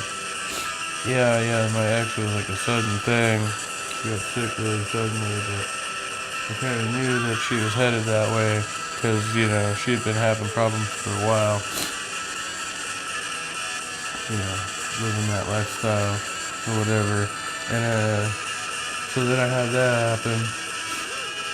And then my friend, my other friend who I was talking to like a lot, whatever, kind of hasn't been talking to me lately, and so that's kind of made me feel a certain type of way about that. And I don't know, it's hard, it's kind of one of those things. And then I get a call on Valentine's Day. I got a series of calls on Valentine's Day. There were like 3 different calls, I think, but the main one was where my kid's mom like called to let me know like she was thinking about me and she missed me, but then she also wanted to let me know that that our daughters didn't want to, they were like, she didn't want to talk to me, and when she did talk to me, she was gonna tell me basically what a dick she thinks I am. So I was like, okay. And I was like, why is she waiting? I'm like, what is she waiting for? Like, for some reason she thinks she needs, I don't, so I was like, whatever, she was just telling me what a dick she thinks I am right now, and like, that, it's fine. But, now I have the anticipation. I live with anticipation. Apparently I'm a real fucking asshole, or was in a past life or something.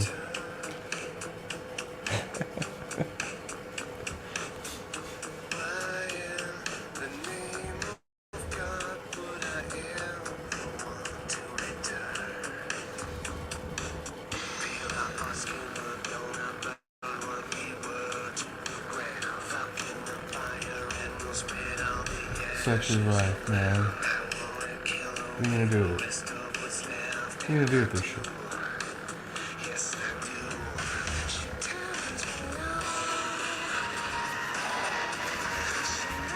I was doing some pretty reckless shit last week.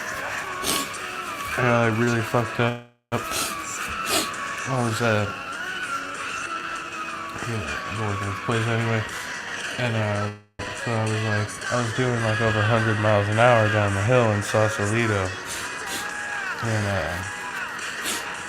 no particular reason. Almost 6 in the morning. Just fucking smash. I'm doing like 110. Down the hill, wet roads. There wasn't nobody out there. It was just me and some fucking deer and shit. People do hit deer out there all the time, though. I never have, but I've heard people have or whatever. So yeah, I did that,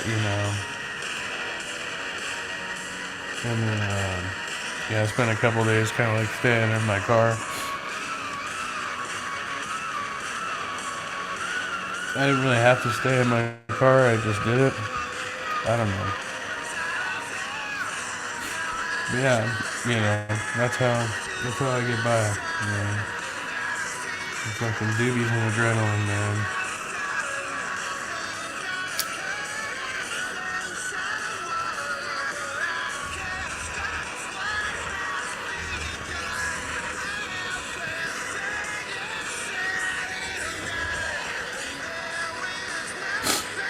Now my fucking nose just keeps running, man. It's kind of bothering me. I blew it earlier, but I guess that was a while ago.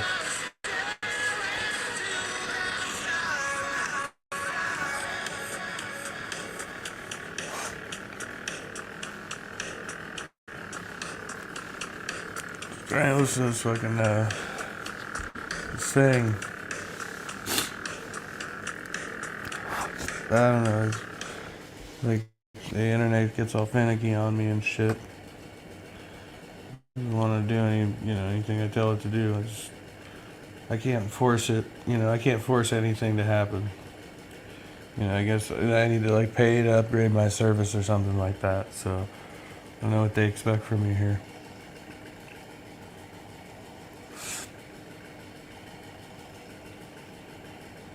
So I got this this self-care app. I need to start using it again. It's called Finch. And my friend from rehab hooked me up with it. And then I got Silver Wolf on here too. And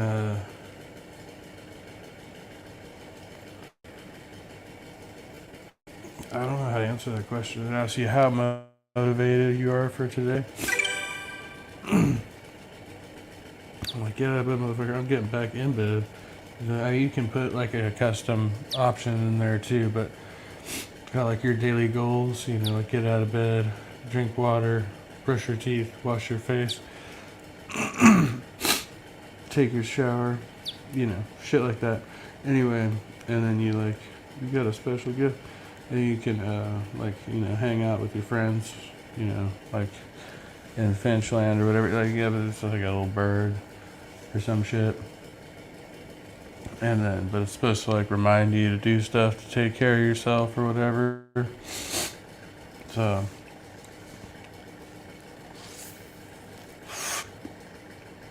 it's also like supposed to it's kind of remind you to take, stay in touch with people. I'm supposed to go to the show on Monday. Yeah, it's Monday. There's a show down at the Gilman, and it's like a clean and sober show or whatever. And so it's like they have an NA meeting, and they have a hardcore show, straight edge, and you're gonna do that, yeah. So I guess we're gonna go down there. So, but yeah, man, it was like I was doing pretty good, cause I got out on the 5th of January, and then I relapsed on like the 11th, but then I was good after a couple days, like the 11th or something like that, and then I made it like almost 30 days. I made it like 30 days after that, and I was good, and yeah, man. And I was just like, I was hitting it pretty hard for a minute there, like all that shit happened. And so I'm still like, well, fuck, But it's cool. Life goes on or whatever they say or something like that, so.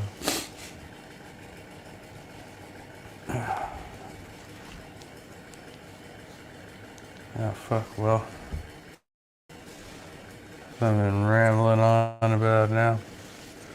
Yeah, NA meetings, I don't know, they're kind of culty, man, but, they can help too. And, I had some people, I just did that thing where, people, usually, whatever, if they don't see you at the meetings and they start texting you and shit, and then you just stop answering their text. You're like, yeah, I was getting pretty high that day or whatever. I mean, I haven't done any hard drugs, man. I don't need to do marijuana, But it's like, I only do marijuana, you know, and alcohol, of course. Well, I try not to do alcohol. I've been trying to abstain from alcohol. I don't know which is worse at this point. It's all bullshit and it's bad for you. But you know, it's not like cool to get high and drink at an AA meetings. I was also doing these like smart recovery meetings, which I like those because I could do those for a little bit, and then I could do it like on my downtime at work sometimes and stuff like that. And because I still could, but I just kind of stopped doing it, you know. Like I stopped doing it, man. Just like they said I would. My fucking nose is still running and shit. I was thinking about getting some drugs, and I was like, no, I shouldn't get any drugs. I was thinking like I could probably get drugs, but I shouldn't get drugs, you know. Like, I was like, if I was gonna get drugs, then I should probably go back to the place. So I can go back to the place for like one of those 10-day things. It's like an emergency check-in or whatever. But otherwise I gotta wait until next month. Yeah, Smart Recovery is secular, so they don't do any God talk in the program or whatever. So yeah. I mean, some people can like, you know, talk about it a little bit as long as they don't go like on a rant about it or whatever, I guess. Like they kind of have their own rules. But yeah, usually people don't go on about it. So like that, and it's just more like a focus group or whatever. Like a group therapy, which is basically all of AA is really. That they just do prayers and shit. I don't like praying. I don't like to pray.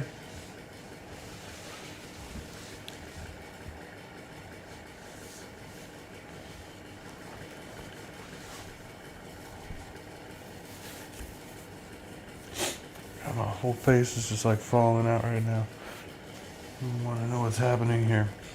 No, when I got stoned last week, like when I first got stoned again, because I hadn't gotten stoned in a while, and I got really, really stoned, and I was flipping out because I had to go to work. I had to drive to work, and you know, I was like texting people and stuff. Not like while I was driving, but you know, and but I went to work, and I was so just like, I was so high, it was crazy, like, and I was driving like exactly the speed limit, and I felt like I was melting, man. Like, I felt like I was melting in my car, like into the seat. And then when I got there, I felt like I wasn't gonna be able to like get out of the car, like, and just walk up to the building. And then when I did, I know I was just like, and it was like cold and windy outside, but I was just standing there staring at the sky, and I'm in like sunglasses. It's like all overcast. There's no sun out. And I was just dumping sweat. I was just sweating my ass off. Just like staring at it like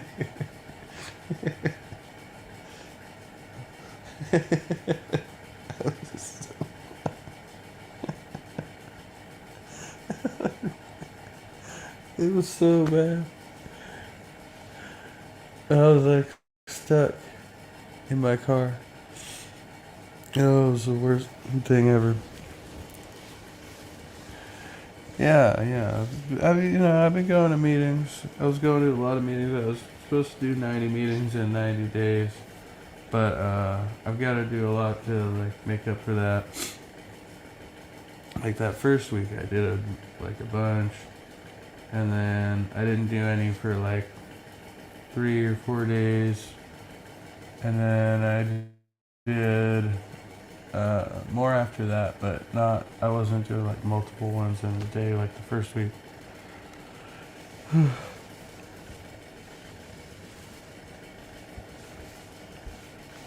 But yeah, I haven't done. I think I did one last Thursday. Last Thursday, last one I did, or last Tuesday. So it's been a little bit now.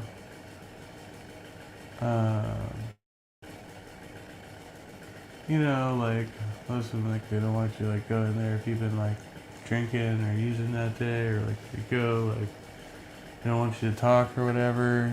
You know, like well, there's no point in going if you're not gonna talk. You know, so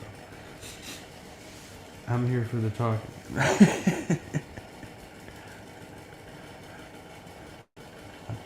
Go to a bar, asshole. I don't talk to people at bars. I don't like talking to people at bars. I don't know what it is about me, you know.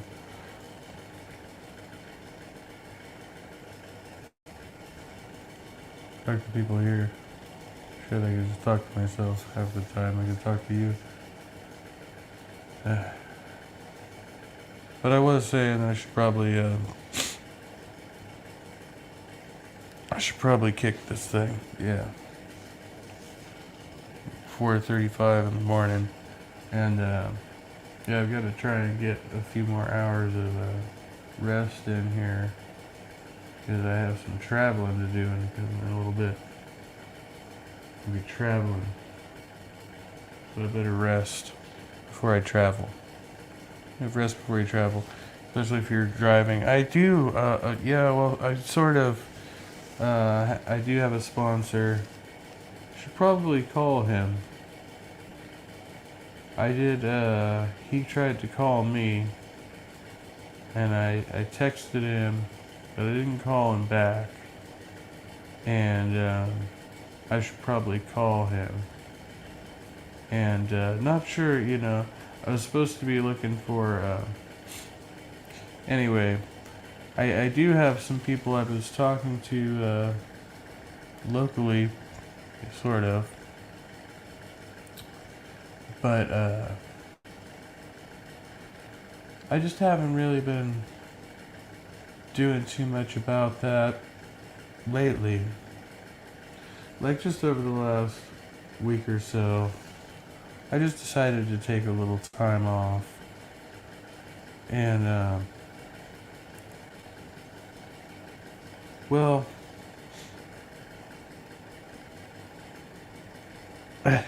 Sandy, don't kick it too hard. I was gonna say something else, you know. It's like, oh, I probably shouldn't say that. People get the wrong impression if they say, but you know, one of those types of things.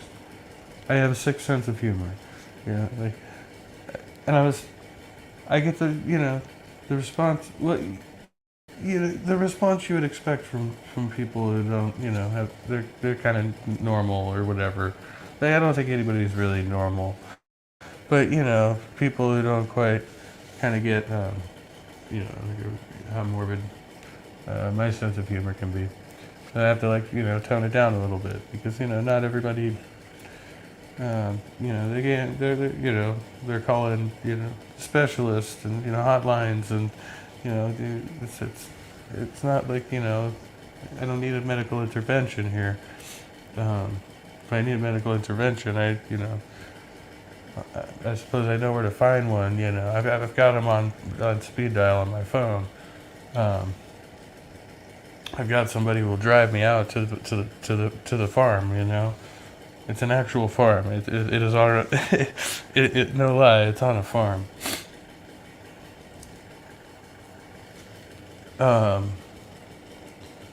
But you know, it's like, who do I talk to sometimes? You know, it's like I'm talking to the same people, and then, you know, you're just talking to the same people. I mean, I don't want to be like repeating myself too often. And I know I feel like I'm kind of stuck on stupid here. This whole, I'm having the same problems I was having, you know, 3 days ago. Are you dealing with the situation differently, Jack? I'm not. Yeah, I'm dealing with it differently for sure. Tagging it from a new angle today. A whole different. Oh shit! See, this is what I'm talking about. I'm getting. I must be delirious. I must be delirious.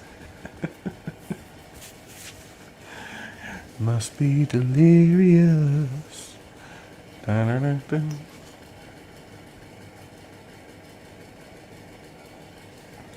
Right, well, fuck off then. Much love, Wildheart and Sandy, and other people who were watching. Over 2 hours. I didn't. Yeah, I was trying to watch stuff about string theory and bipolar. You know, so I think we have determined that string theory and bipolar are real, but everybody has them, so it's fine. Okay. Good night. Oh. OG fart. I don't. Is that for new secret email?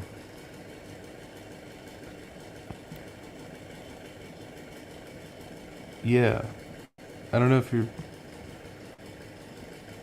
Do you have mine?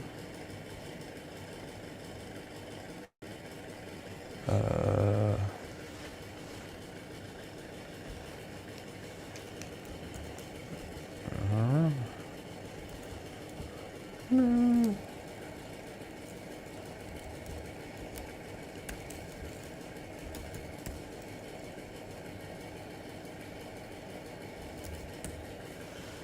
I think it's. Oh yeah.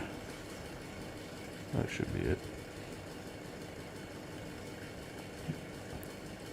That's the one I'm about. Alright.